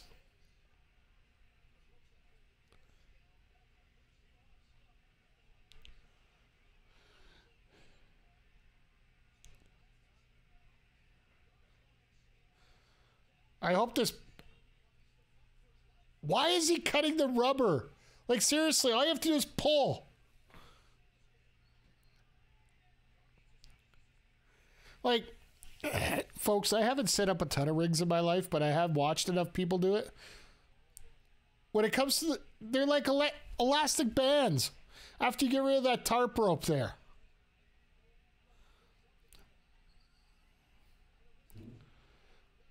Like,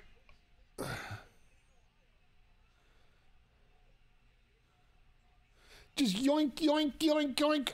I don't want to put my hands any higher because you guys could clip that into a very different pose. Ha! He fucked up. He missed one.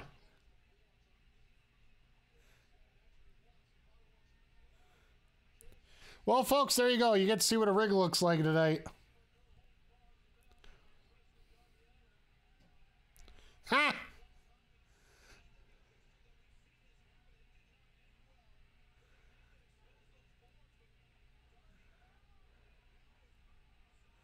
Ha ha ha! Joe! Attaboy, Joe! Joe does the old-fashioned, yeah, no, I'm not that stupid.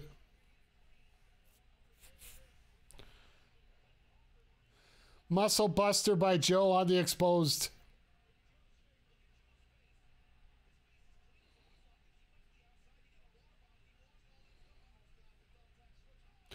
Aha!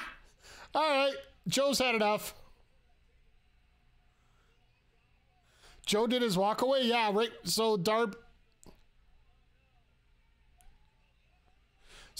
had to. Darby went through the table there. Joe did his walk away. They didn't get a good shot of it, but.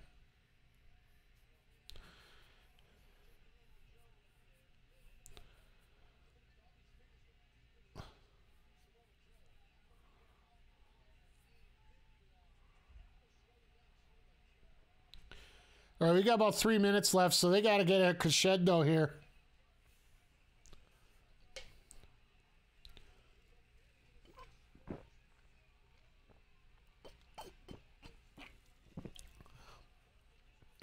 Joe using the distraction spot. I love it.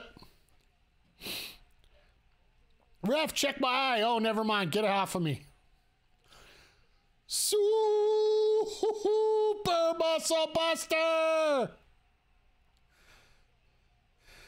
Darby's dead. Darby's dead.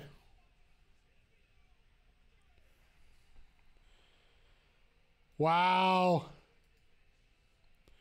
I think we officially saw the death of Darby Allin.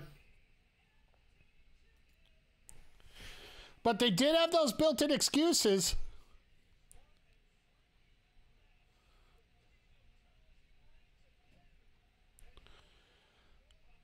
And they were talking about them all match where Darby's been defending his title every single week. And it's just been causing nothing but headaches for him.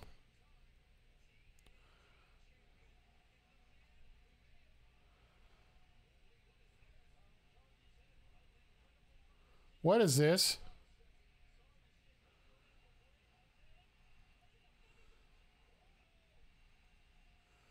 Okay, that's a new graphic for Wardlow.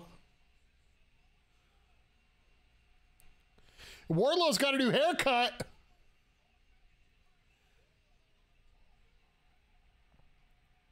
Wardlow's back, clean shaven. He's still looking good. The newest, hardest part of the ring is the exposed ring. Absolutely.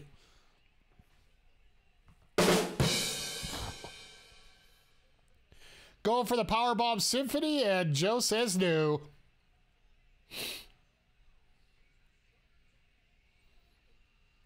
And we're about to have 4 or 5 people after the cameras go. Oh.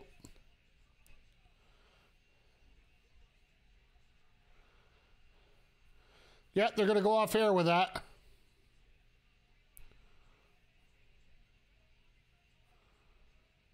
Yeah, we're going through our ending credits here. War Daddy's back.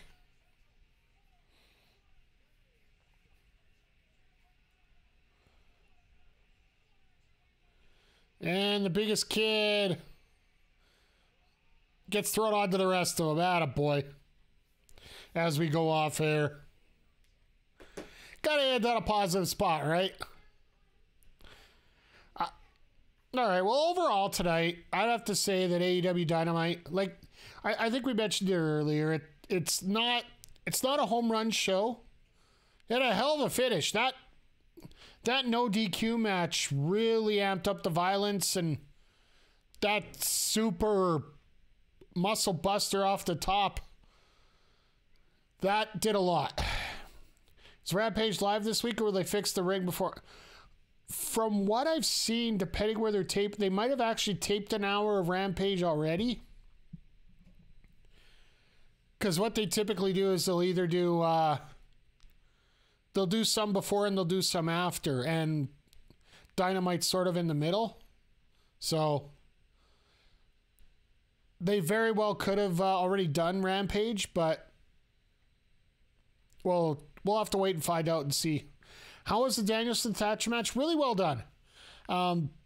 Thatcher focused on the arm throughout most of the match. It was a very good back and forth. There was a ref bump on a sleeper in the corner.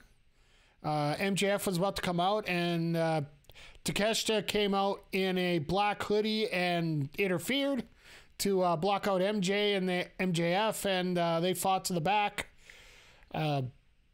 Danielson got his knee in across the face of Thatcher to knock him out and get the win. Thatcher worked over his arm quite a bit, so next week's match against Roosh is going to be... it's a final challenge for a reason, let's put it that way. It's definitely worth it. You had Page and Moxley. That was absolutely a barn burner of a match. You had your early violence before where they went around the building just like these two did here in the main event. In the end, it was just a battle of the clotheslines, and strangely enough, it was a small package by Moxley out of nowhere that ended up getting the 1, 2, 3. You had Page that was absolutely pissed after because he's still standing, and he really wanted to take out Moxley in his hometown, and Moxley was beating all the crap. And it looks like we're probably going to get another match out of that. Jade defended her championship against Red Velvet, the TBS championship. Pretty straightforward match. The Takeshita versus Cage match was very well done as well. We were all talking about in the chat about how Cage probably could have used a victory there with... I know Zodiac was putting it out, especially the fact that the heels don't get enough victories on TV. This could have been a match right there where Takeshita would have been still super over, but Cage could have got a victory there. But in the end, Takeshita did get the V-trigger win. Ah, yes. The Acclaimed wiped out the Verily brothers. The generic 25 years later... What did I describe it as? If WWE 2K23 had a create a wrestler feature, create a tag team feature, but you were only allowed 5 minutes to do up the Beverly Brothers instead of your arranged, half an hour that you would probably need. You got 5 minutes.